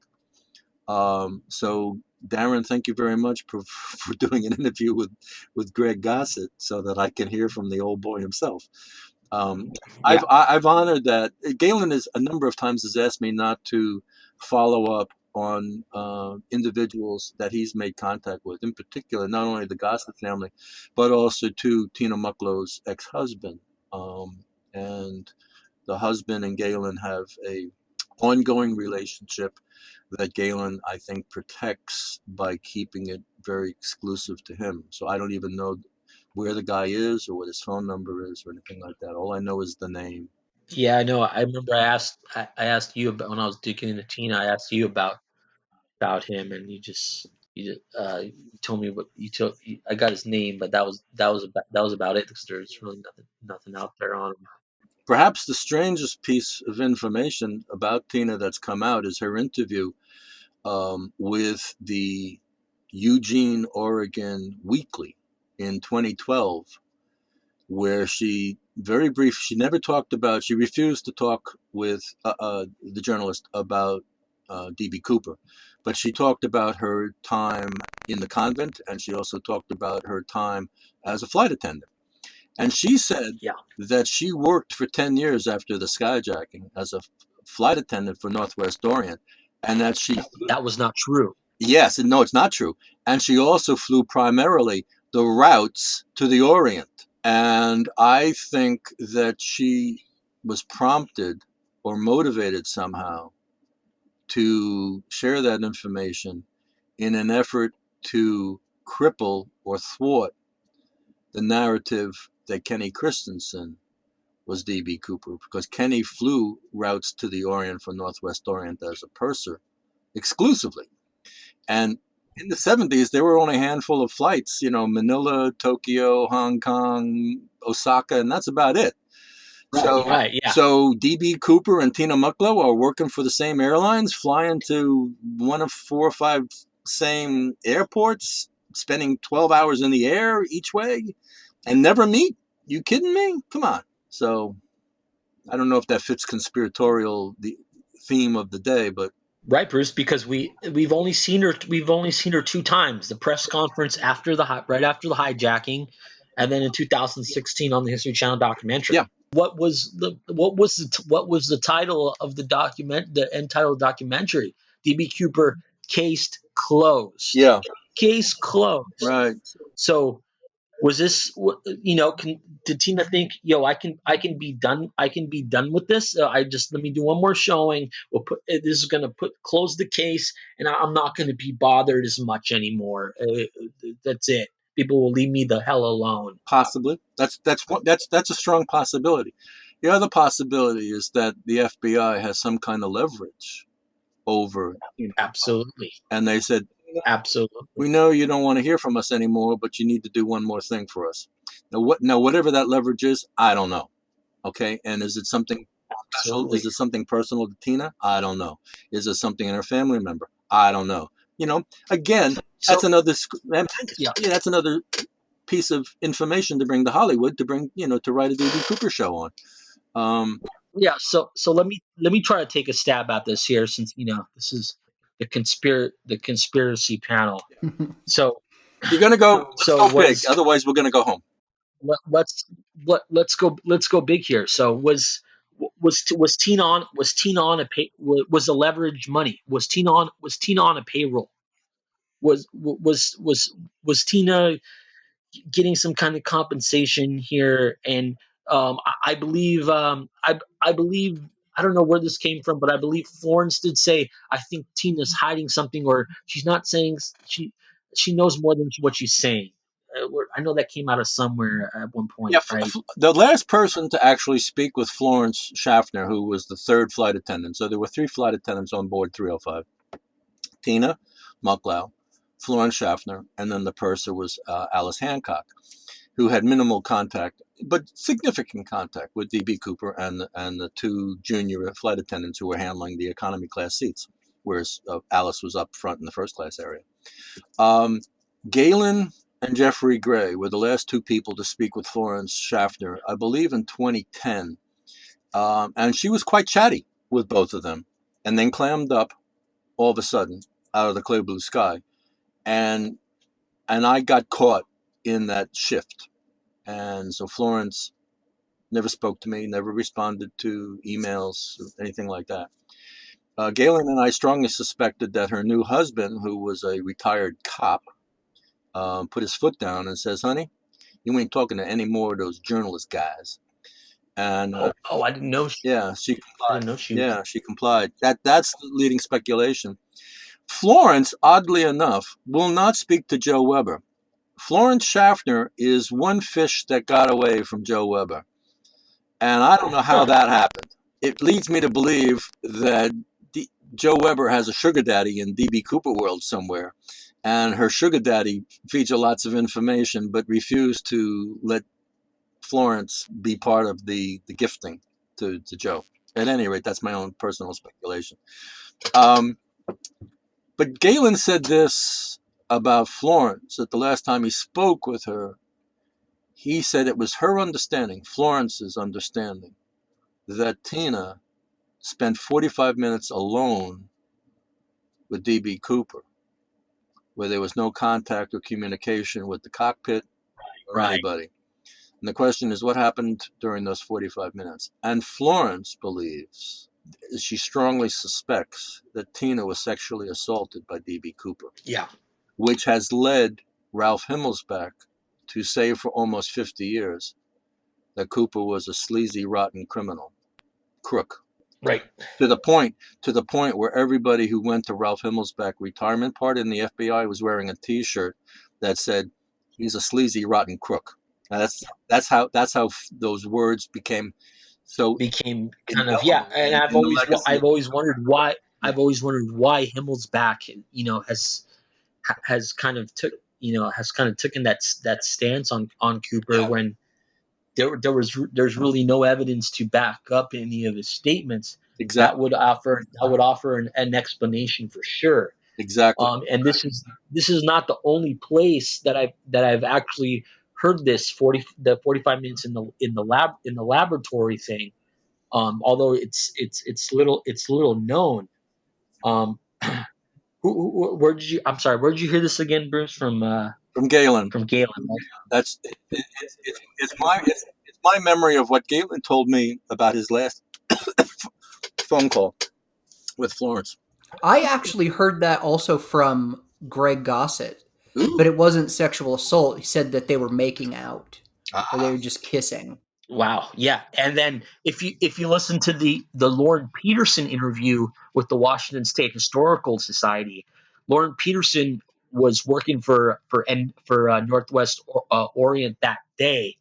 And he's got a whole interview. You can find it up on YouTube. I believe it's on Shutter's YouTube page, the DB Cooper Forum. And in Lauren Peterson's interview, he also speaks to that Cooper was in the laboratory. He didn't say it was Tina, but Cooper was in the laboratory for that same amount of time. Yeah, doing what? Who knows? So where did some people try to question this Lauren Peterson interview?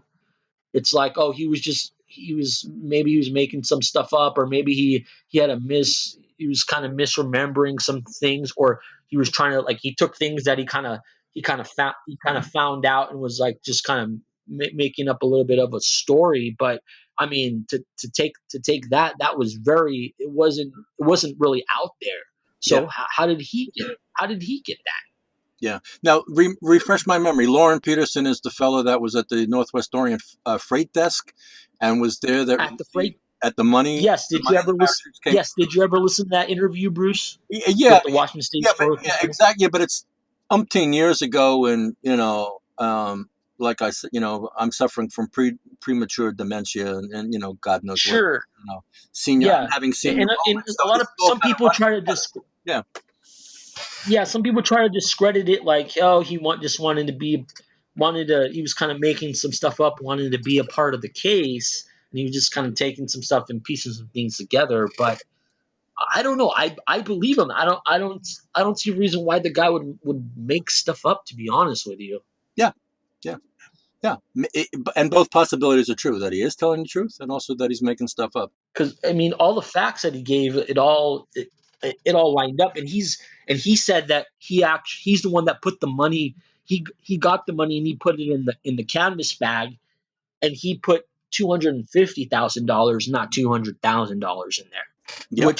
which to me, it's, I don't know. It's very well likely he might not have been making it up, because what if the guy at the bank didn't take the 50,000 out of the, because the 250 was already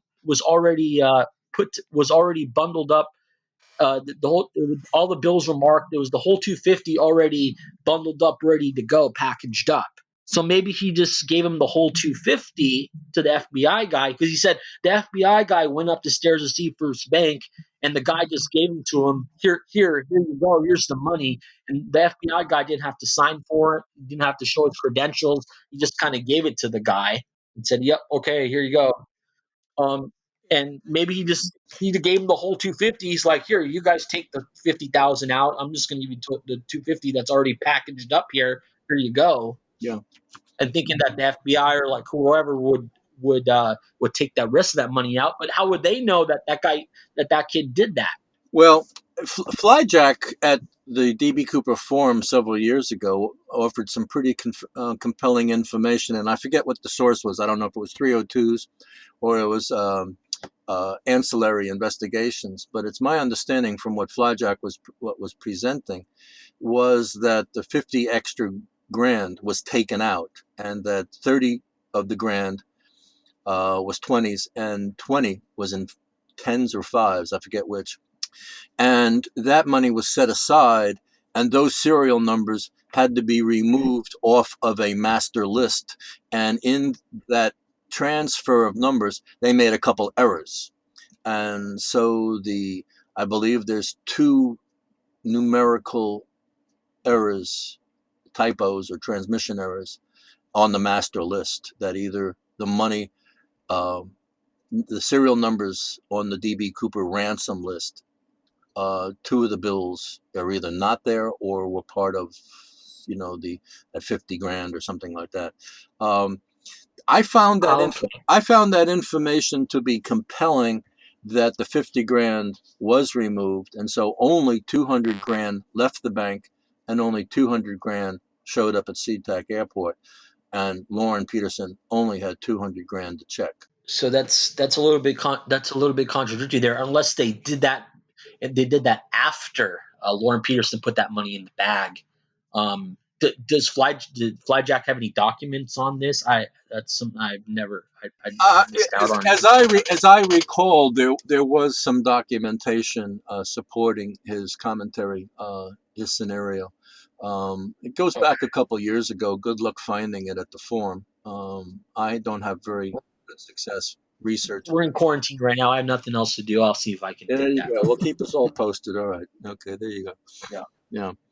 Um, I know there was a lot of interesting conversation about, was the money actually found at the beach at Tina Bar part of the Yeah. 200 grand, or was it part of the 50 grand that was left behind?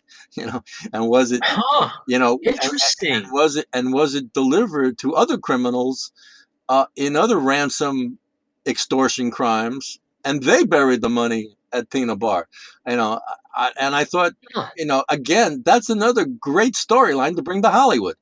You know, so, Absolutely. and that involves rack straw. That would offer an explanation. Yeah, and all the guys in the Ingram family and the blah blah blah blah blah. And why Dwayne Ingram was so squirrely, and you know. Yeah. Yeah. Why was he? Yeah. Why was he so squirrely? I think there's something that he was hiding.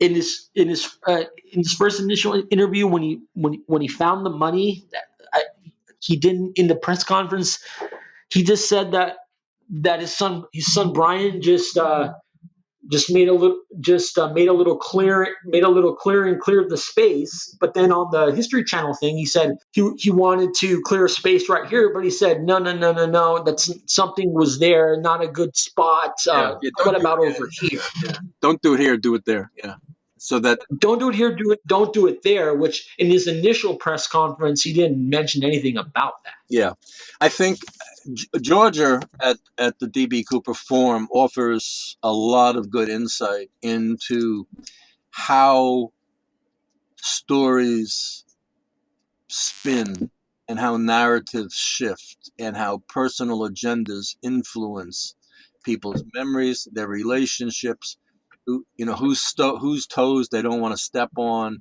who they don't want to make look bad, who they do want to make look bad, these kinds of things. And Georgia Yeah. has posted, and hopefully he will write someday, his descriptions of his interviews with the Ingram family. And my conversations with Georgia have been about the Ingram family and the money find have been absolutely invaluable. And I praise him to the highest. Georgia is a prickly son of a bitch who's tough to live with. I'm glad I'm not in quarantine with him because I don't think he would survive. But I'm here to tell you, as a DB Cooper researcher, he's fantastic. And he's done a lot of good work Oh yeah. on the Ingram family. And the Ingram family, like most people's families, is pretty screwed up. And you don't get the same story out of any two people in that family, out of the five. So you talk to the wife, you talk to the husband, you talk to the kid, you talk to the niece, you talk to the auntie. Everyone's got a different story. Right. And that's the way it is. Yep. And not only that, we got contradictory stuff there, and then we got contradictory from the FBI and the Fazios. We got the FBI Yeah. saying we got money. We found the money shards. We got the one of the Fazios that are driving the backhoe saying they didn't find any money shards. Right. It's complete baloney. Right. So what the hell are we supposed to believe here? Well, welcome to the world of journalism. What do we believe, Bruce? What do I believe? What do we What believe? do we believe? Well, I don't know about we, but I can tell you what I believe. I accept everything with a grain of salt. And I think it just comes down to a preponderance of evidence and credibility. What stories line up with other stories? What are the facts are, as best as we can determine them? And I think you always have to examine everything that everybody says, including FBI agents, with a very careful lens, because I think everybody, whether it's the Ingram family or it's the FBI or it's me or it's you, will see things through our own personal lens Lens perspective, and absolutely. perspectives. And sometimes we have overt agendas, so we will lie or distort or leave things out. And sometimes unconsciously, I don't want to make Tina, I'm in love with Tina Mucklow, so I don't want to make her look bad. But, so my reporting on Tina Mucklow, Yeah, I know. and I'm happy to tell the world yet one more time I have a crush on Tina. So Tina, if you're listening, please give me a friggin' phone call, will you, girl? Come on. All right, let's go out to dinner or something. And you know, so we all have personal perspectives. Yeah. Absolutely. So what do I believe? I believe that money was found at Tina Bar, the bundles, definitely. I think that there was some degree of shard placement. So pieces of money were found. Now, were they at the tide line, like FBI agent Mike McFeeters has said, and that he dug up multiple pieces of shards, some 2 and 3 inches in size? Um, or was that bullshit? Is he lying? I have queried him the last time I called him to ask him to clarify what he remembers. He hung up on me. So that's so much for that. Um, Dorwin Schroeder, who was the public information officer during the recovery, during the dig at Tina Bar, and became, you have to remember, Ralph Himmelsbach retired from the FBI 2 weeks after the money was found at Tina Bar. And the person who took over the skyjacking desk and the Norjack case in Portland from Ralph Himmelsbach was Dorwin Schroeder. And so Darwin has a long history with Norjack, beginning in February of 1980. And Darwin's commentaries on the shrouds, on the shards, is all over the place. And I don't know. I don't know if Darwin is telling me the truth. He has said everything from there were shards. There were so many shards in the sand, even a blind man could find them. That's an extreme. But I do believe that there were shards around there, and I do believe that the FBI found them in digging, and I don't believe the shards that were found were a product of the mishandling of the three bundles, because the videos that I've seen of the recovery clearly show multiple agents having multiple pieces of money in their palm and placing them in plasticine evidence envelopes. So these were large pieces of $20 bills from the ransom that were not part of the three bundles. They were near the bundles, but were not part of it. Interestingly enough, and this is not talked about very much, those plasticine envelopes went missing. The last time anybody ever saw them and has commented on them publicly What? was Yep. the day that the videos were produced. They're not. Mm-hmm. They were not in evidence when the citizen sleuths went up to Seattle and checked on the evidence under Larry Carr. The plasticine envelopes were not there when the citizen sleuths went back when Curtis Eng was in charge of the case.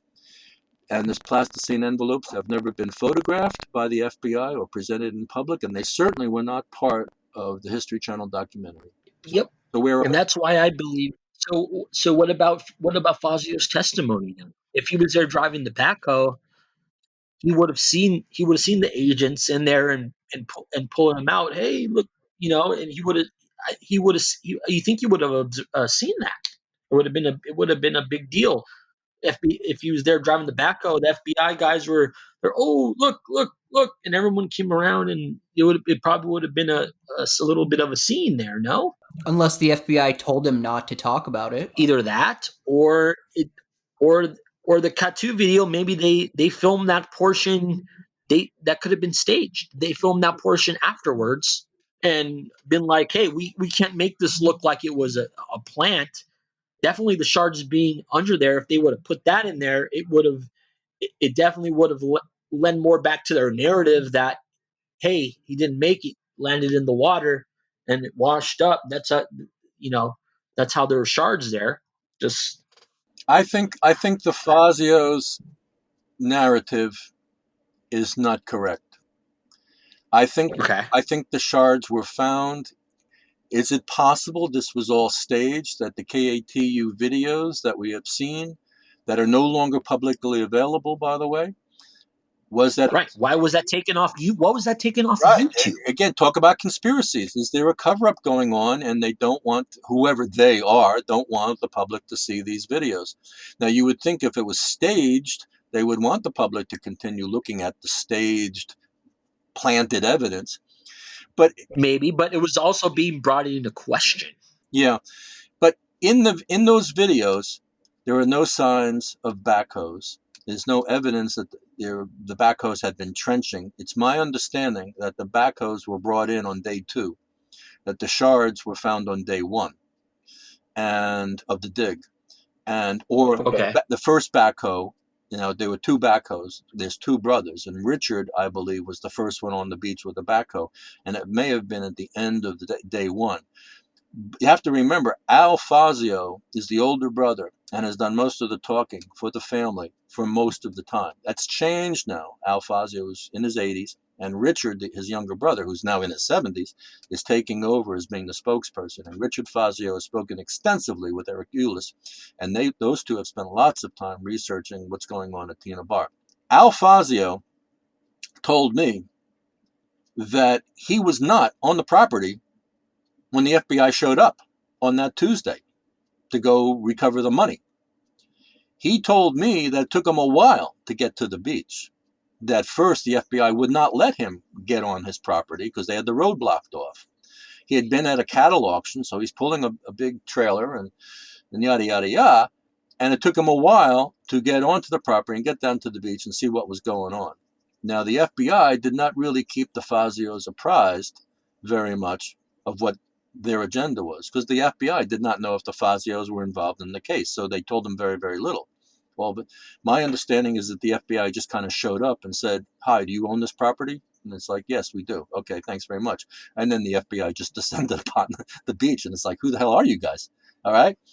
Now, Al Fazio told me a story that suggests that he was there at the beginning of the recovery, that he saw pieces on the surface, he saw pieces at the tide line, and he told me he believes that the money washed up from the river and was deposited the night before or that morning.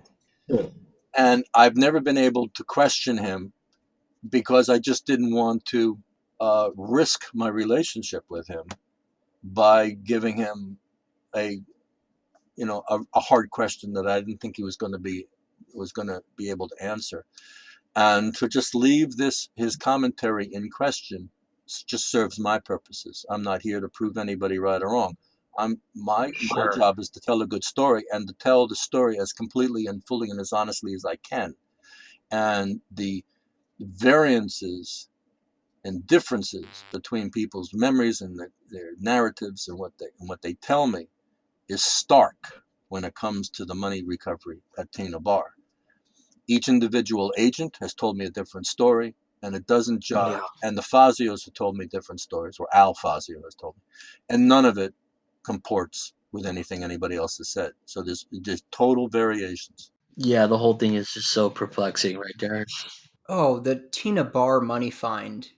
It doesn't even make sense and doesn't point to anyone or anything. We can't even tell how the money got there. And we can't even agree on the condition the money was in, if there were shards. Yeah, were the rubber bands wrapped around all the bundles? And if so, how did the edges of the bundles get so worn? Wouldn't whatever action wore away the money, wouldn't that action also wear away the rubber bands? So yeah, Yeah, yeah. and here's a question that I have. If it was buried, would it have been oxygen deprived To some degree, yeah. to some degree? Okay, because I know Matt Lamadou.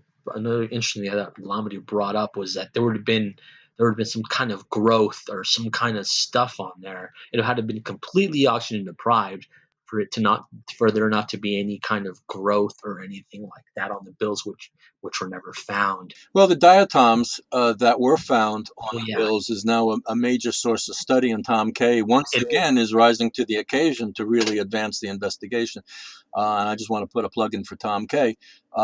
He does great work and has been doing great work ever since 2009 when he first was tapped by Larry Carr to head up the Citizen Sleuths. And Larry Carr was many things to many people.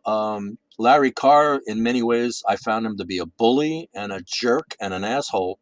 But he also did a lot of good things for the FBI and for the American public and in the DB Cooper investigation, primarily by forming and supporting the citizen sleuths and also putting all of this out in the public domain on the Drop Zone chat room. the fact that Larry talked a lot on the drop zone is fantastic. But dealing with him one on one as a journalist, it was one of the toughest interviews I've ever had in my life. Sure. He was adversarial, confrontational. Just for 20 minutes, he was just oh. Yep, and I know Larry's been lately. He's had a little bit of a Facebook presence. He added me as a friend on Facebook, and he commented on Eric Eulis, one of his posts about DB Cooper. So Larry's still interested. I'm really hoping to have him on the Please, show. Darren, yeah, Yeah, because he's definitely dude, not Larry Carr is definitely not talking to me.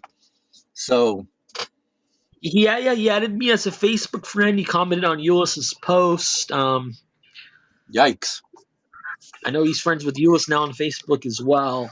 If he can come on the Vortex, that would be great. But like what you said, Bruce, what he did to advance his case is absolutely It's invaluable. was absolutely It's invaluable. pivotal. Yeah, It was pivotal. yeah, and it shows you people that you really don't like can also do very good work.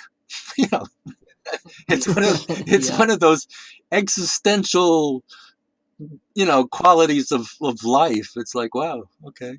I'll be curious to see if the diatoms can point to a specific time the money went in the Mm. water. Yeah, and also Ulysses let's test out his theory that if the high water times, which do coincide with which do add up where the high water tide times were, if that's going to drench the bills enough to get the diatoms inside, and not just on the outside of the bills, but actually inside of the stacks where probably the bills would have came from, or if not, it would have all come from the outside, right?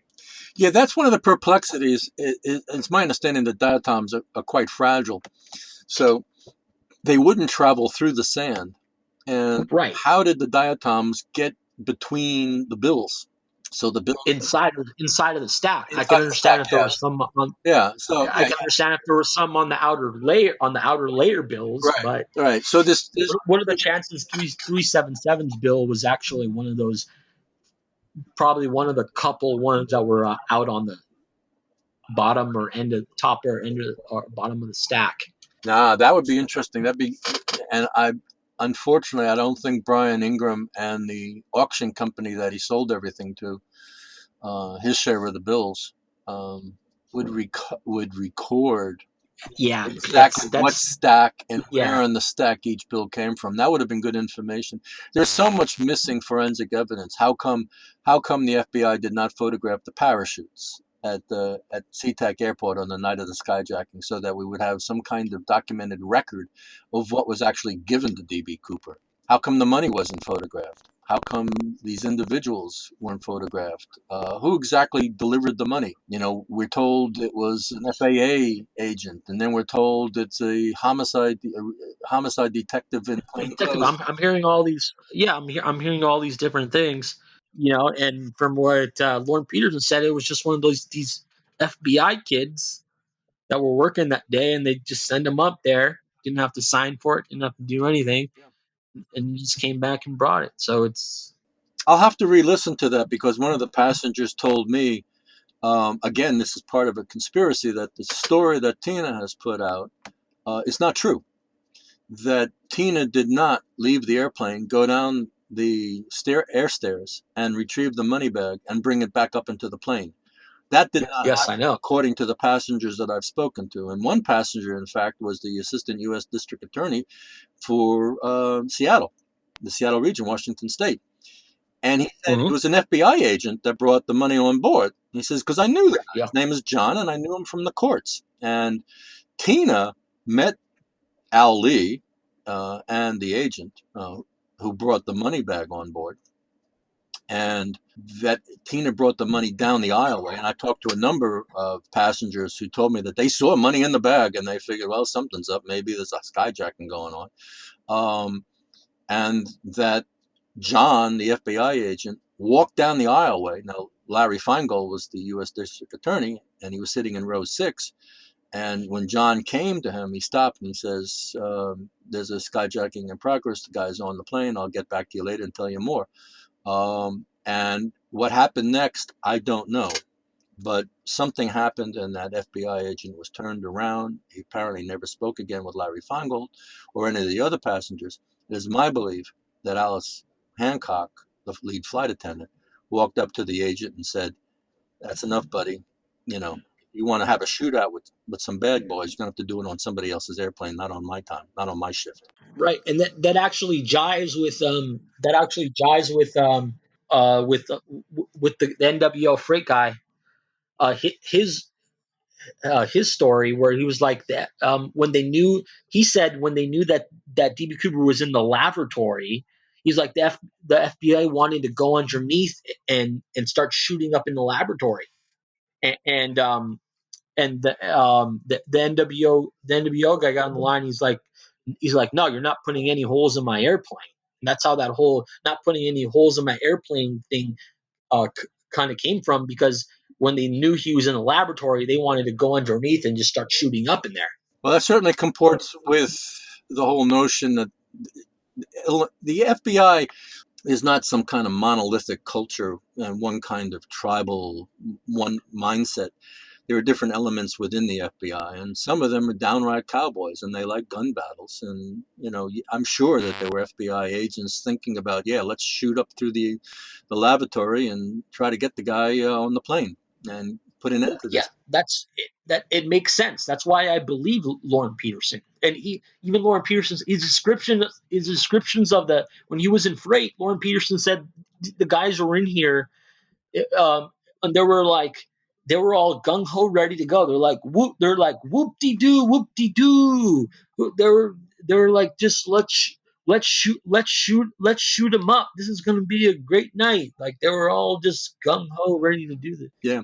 Ready to get into a gun battle. The mindset and the culture of the FBI when it comes to skyjacking in 1971. There's a great book on it called "The Skies Belong to Us: The Golden Age of Skyjacking," and it really touches into how the FBI responded to skyjackings and what the airlines thought of the FBI response, and how the airlines, on occasion, would conspire with the skyjacker against the FBI to make sure there wasn't a gun battle, Right. and so to preserve lives. And I highly recommend the book. It's by Brendan Kiernan, who's a friend, by the way, and a neighbor of Jeffrey Gray.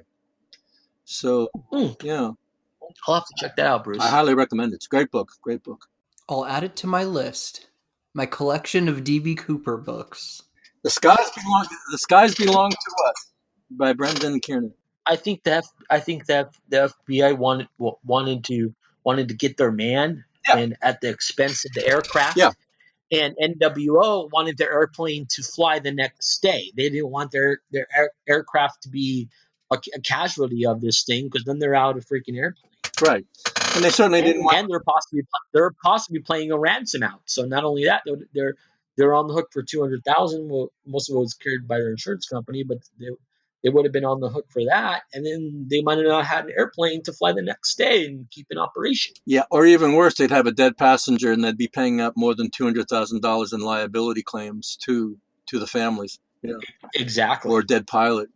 I think it's fair to mention at this point that 2 or 3 weeks before the DB Cooper skyjacking, there was the infamous 58 November incident, where the FBI decided to go tough guy. And there was a small commuter plane that was hijacked out of Nashville and landed in Jacksonville, Florida, to refuel, en route to go to Nassau, Bahamas. And the FBI intercepted the refueling and shot out the tires and refused, and nothing less than a total surrender from the skyjacker. And he said, "Oh yeah," and he shot himself, and he shot his hostage, and he shot the pilot. And so it's my understanding that this is the only instance where the FBI has been successfully sued for wrongful death by the family of the hostage. And DB Cooper researcher Bill Rollins in New Hampshire has written a book on this, and he claimed, Bill, our boy, claims that the I was going to bring it up. father of the dead hostage, I think his name is Lakich, Yeah, Joe Joe Lakich. is in fact the guy who did the DB Cooper skyjacking as a revenge.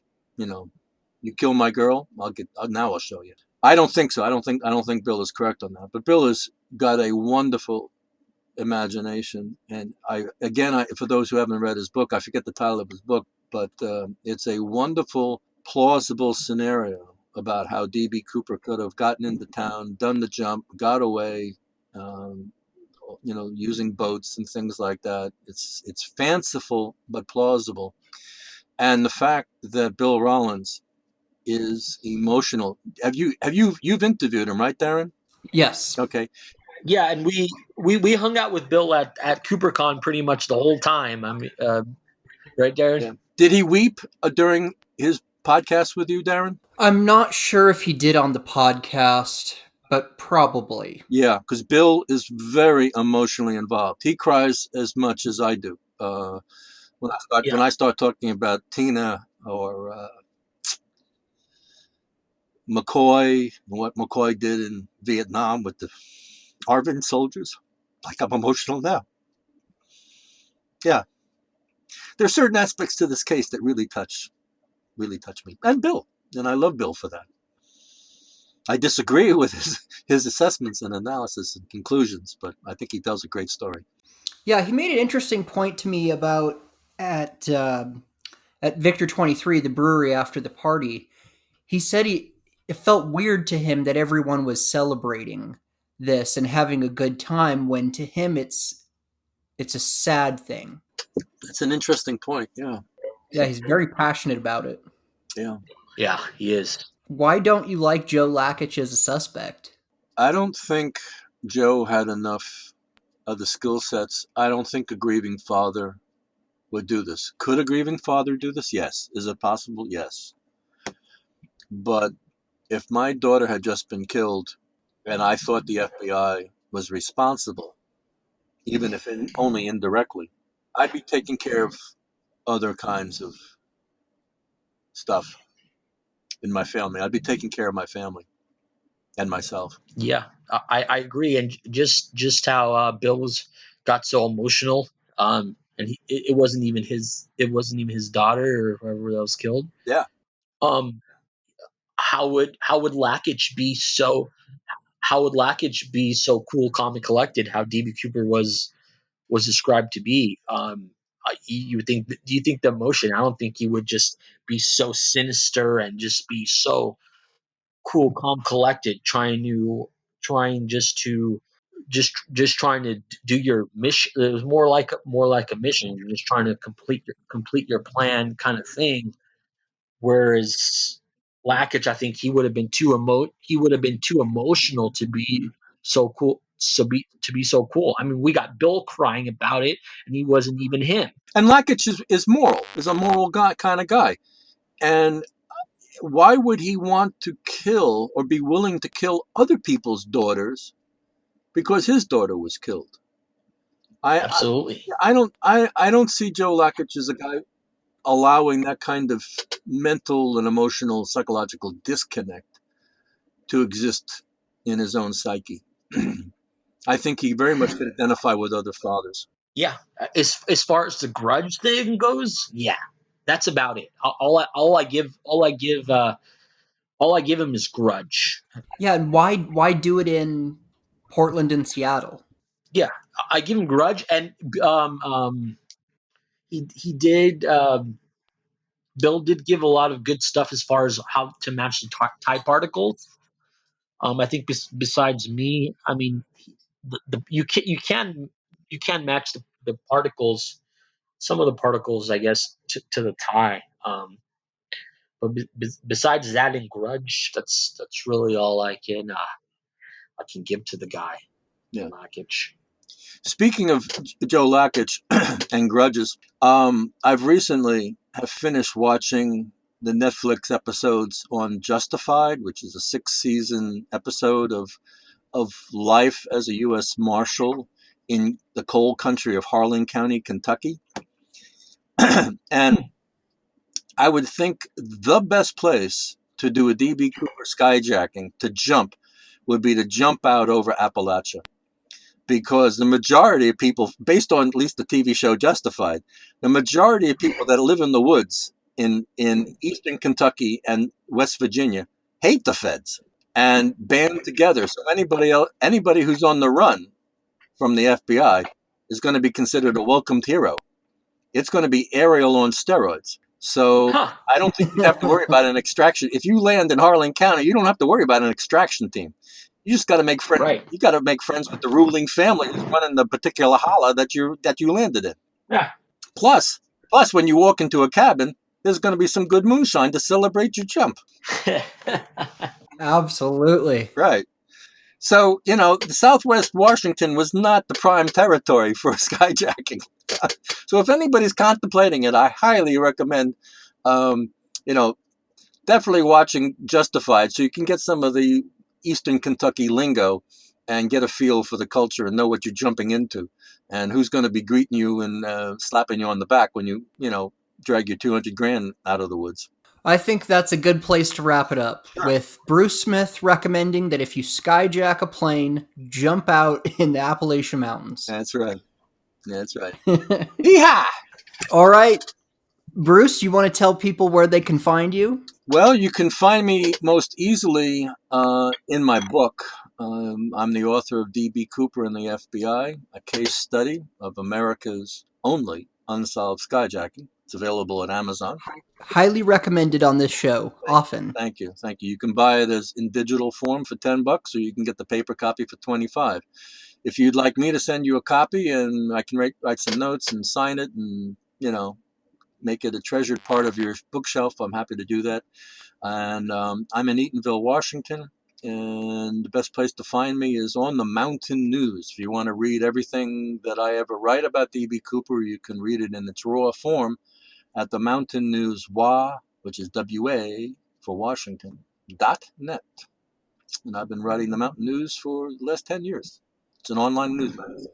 And a great place to argue about D.B. Cooper. I tell you, it's kind of dying down now. Most people are arguing in other places, but Yeah, it did, Bruce. I noticed that. Everything's kind of, well. You haven't posted as many DB Cooper posts as kind of you were before, but yeah, and there's two reasons for that. One is I'm writing about the COVID epidemic, and yeah, I know the COVID-19. yeah, There's my other own theories, but personal experiences. There's lots of journalists writing about the big picture. I'm writing about the small picture, like what it's like. What it's like to keep waiting day after day after day for my $1,200 from Trump, yeah, and and what's it like to go shopping down at the local grocery store, and and when the hell am I ever going to get any toilet paper, for Christ's sakes? So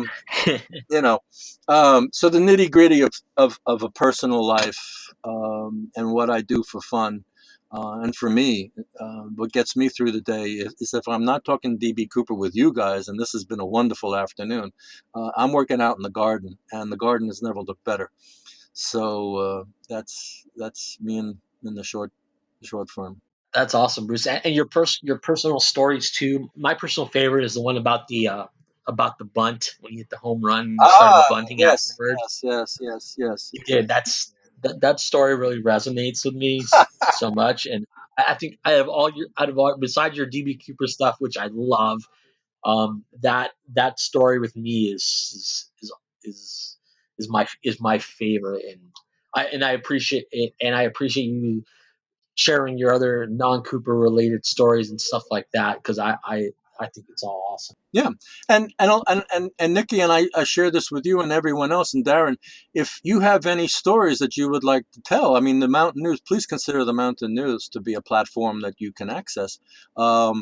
Send me something. Got an idea or whatever. If you're writing an essay, whether it's a personal narrative of what being in quarantine is like for you, or an essay about, hey, Nicky, I'm waiting for you to write about that guy in Elsinore. We haven't even talked about Elsinore today yet. What's going on?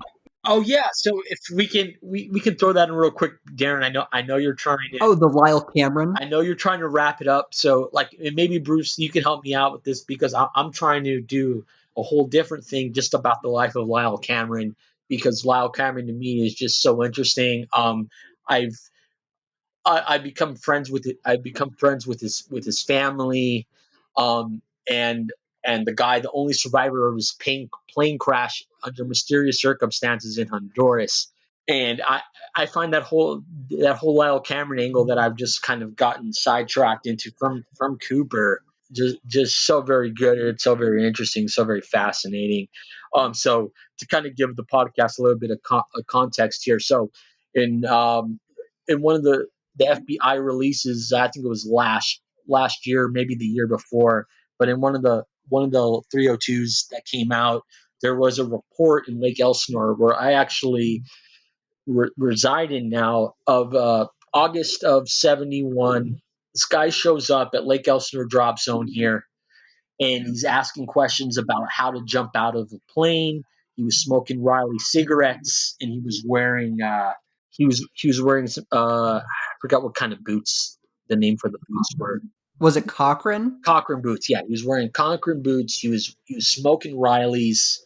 Match the description, and he was jumping. He was at Lake Elsinore asking questions to the guys there how to jump out of a jet. From my understanding, he never actually jumped there or anything like that. He just kind of popped in, asked some questions, and then he was out of there. But it actually came up in the 302s. And the guy was smoking Riley's match description, and the name was redacted of who made the report. But through my infiltration into the skydiving community, especially being here in Elsinore, kind of gave me a little bit of in. The guy that actually reported that was Lyle Hazen Cameron. And I did some digging into Lyle Hazen Cameron, and the guy he was a pioneer skydiving. He started the first skydiving kind of TV show documentary, started Parachutist Magazine. And I talked to his family. His family believes he was a CIA contractor. He worked for the CIA. And he was the one that made this report to the FBI that he saw this. He encountered this guy here in August of 71, and he made that report to the FBI.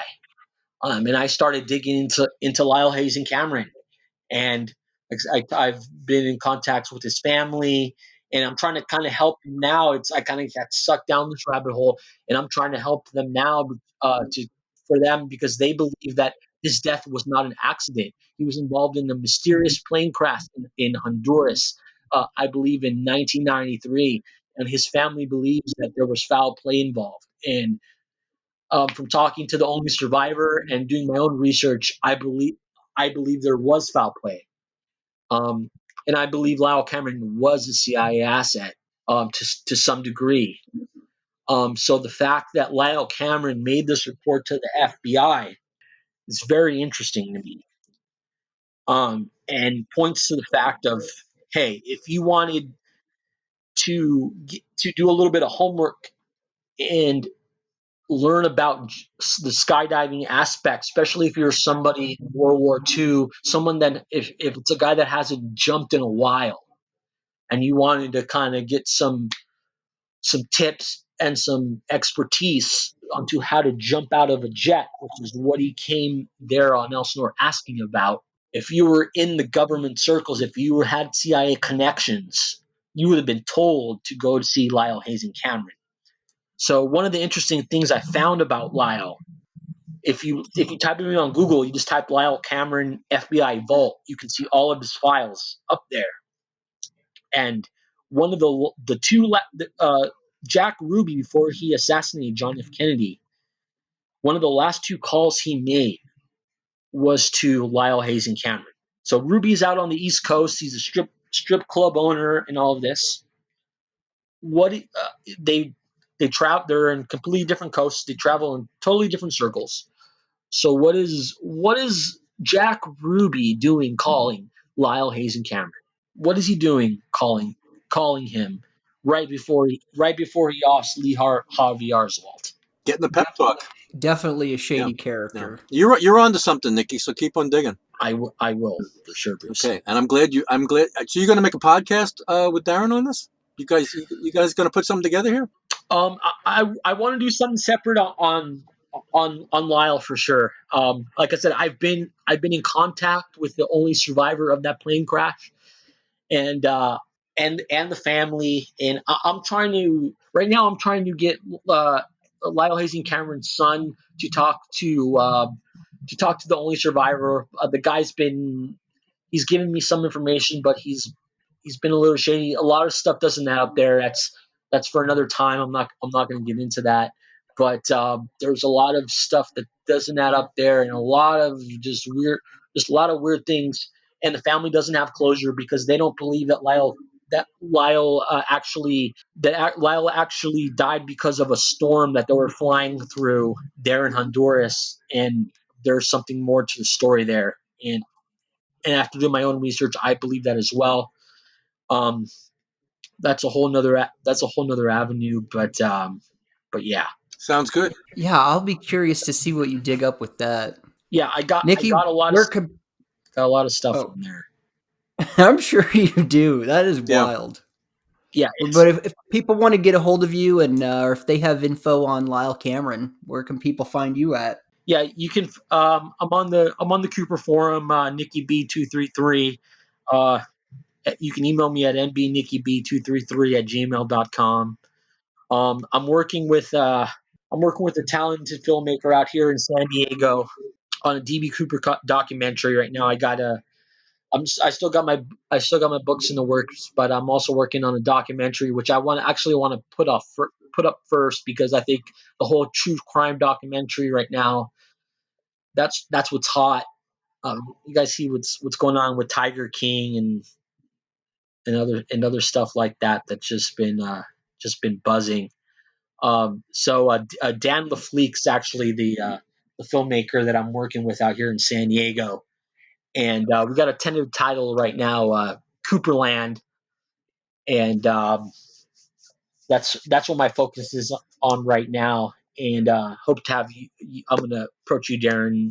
Hopefully, I can get you on the dock and possibly get you on like as a consultant executive producer or something like that. And of course, we got to have Bruce on, the mayor of Cooperville. And right now with this whole COVID stuff that's going on, everything's kind of on pause. But I've just kind of been brainstorming ideas with Dan, and Dan's all in on this. He's working on one other documentary right now on a local case out here, which was there was a couple killings out in the State Beach in San Diego that Dan's working on another documentary on, but he's invested it. I got him sucked in the vortex now, so we've been brainstorming ideas and stuff like that. So that's kind of what I'm working on right now, and hopefully we can start filming after this whole thing is over. Yeah, that's badass. We definitely need a good DB Cooper documentary or show. Yeah, and I'm trying to get into so I'm not, I don't have History Channel. I don't have any of these big guys that just kind of want the big. I want to go into all the more inner stuff and the deeper stuff that goes into this case because there's just so much. And I want to really go into the inner sanctums of the Cooper Vortex with my documentary. And the character that all of the suspect champions that you've had on the show, Darren. I mean, they that whole aspect, and just kind of cover a more kind of broad range of everything. Well, hell yeah, I look Yeah. forward to it. And Darren, I think what you're doing here, this podcast, I think is going to be the nature of how information is shared, at least in the near term, perhaps for the next year or two. I don't think we're going to be able to produce documentaries or TV shows or any kind of movies in the traditional fashion of large crews, multiple sets, on location shoots, and No, things like that. And it's going to take a long until we're all safe and everyone feels secure, and that's going to take a lot of testing. A lot of stuff is going to have to be developed between now and then, whether it's the testing and getting antibodies or a vaccine or something like that. I don't see us returning to typical documentaries. I was supposed to be in a DB Cooper documentary shoot for some new series on the History Channel last month that got canceled. I know Eric is involved in a D.B. Cooper documentary, a major one, again, for another aspect of the History Channel. And he was supposed to be part of the History Channel CooperCon last week, and that got canceled. So all these major projects are being canceled, and I don't know when they're going to be able to be resumed. So, and Darren, we've gone 2.5 hours today, so I think you're going to have to break this up into 2 or 3 episodes at least. Nah, I like long podcasts. No, that's typical of me and Darren. We got a two-parter, so I might have another two-parter. They're tough. Oh my God. Because I listened to you and Ben talk about Suspects. How long did that go? That went a long time also. I think that was like 2.5 well, hours. I had to skip around, And we didn't even talk about Sheridan Peterson. Maybe you'll save that. Have you talked to Eric? Have you done a podcast with Eric on Sheridan Peterson? Oh yeah, Eric's been on. Yep. Yeah, Eric's been on the show 3 times. He holds the Whoa! record. Although Nicky, if you count your episode as 2 episodes, this would be your 3rd appearance Right. as well. If we split this one up in 2, then I got a 4-parter. All right, guys. Well, thanks for coming on the show. I really appreciate it. My pleasure. Thank you. Yeah, my pleasure too. Great to be on again, Darren, and great to be alongside the mayor of Cooperville, Bruce A. Smith. Glad to have you. Go find Bruce and Nicky online and see what they're up to. You'll find links to the Mountain News and Nicky's social media in the show notes. Is there a suspect we haven't covered yet, or someone you think we should have on the show? Let us know. You can find us on Facebook. We are The Cooper Vortex. Instagram at The Cooper Vortex. On Twitter at DB Cooper Podcast. Or email us, dbcooperpodcast@gmail.com. If you enjoyed the show, please leave us a review. Thank you to Nicky Broughton and Bruce Smith, who have truly become some of my most cherished friends. Thank you to Russell Colbert, who has also become one of my most cherished friends. I'm Darren Schaefer, and thank you for listening to the Cooper Vortex.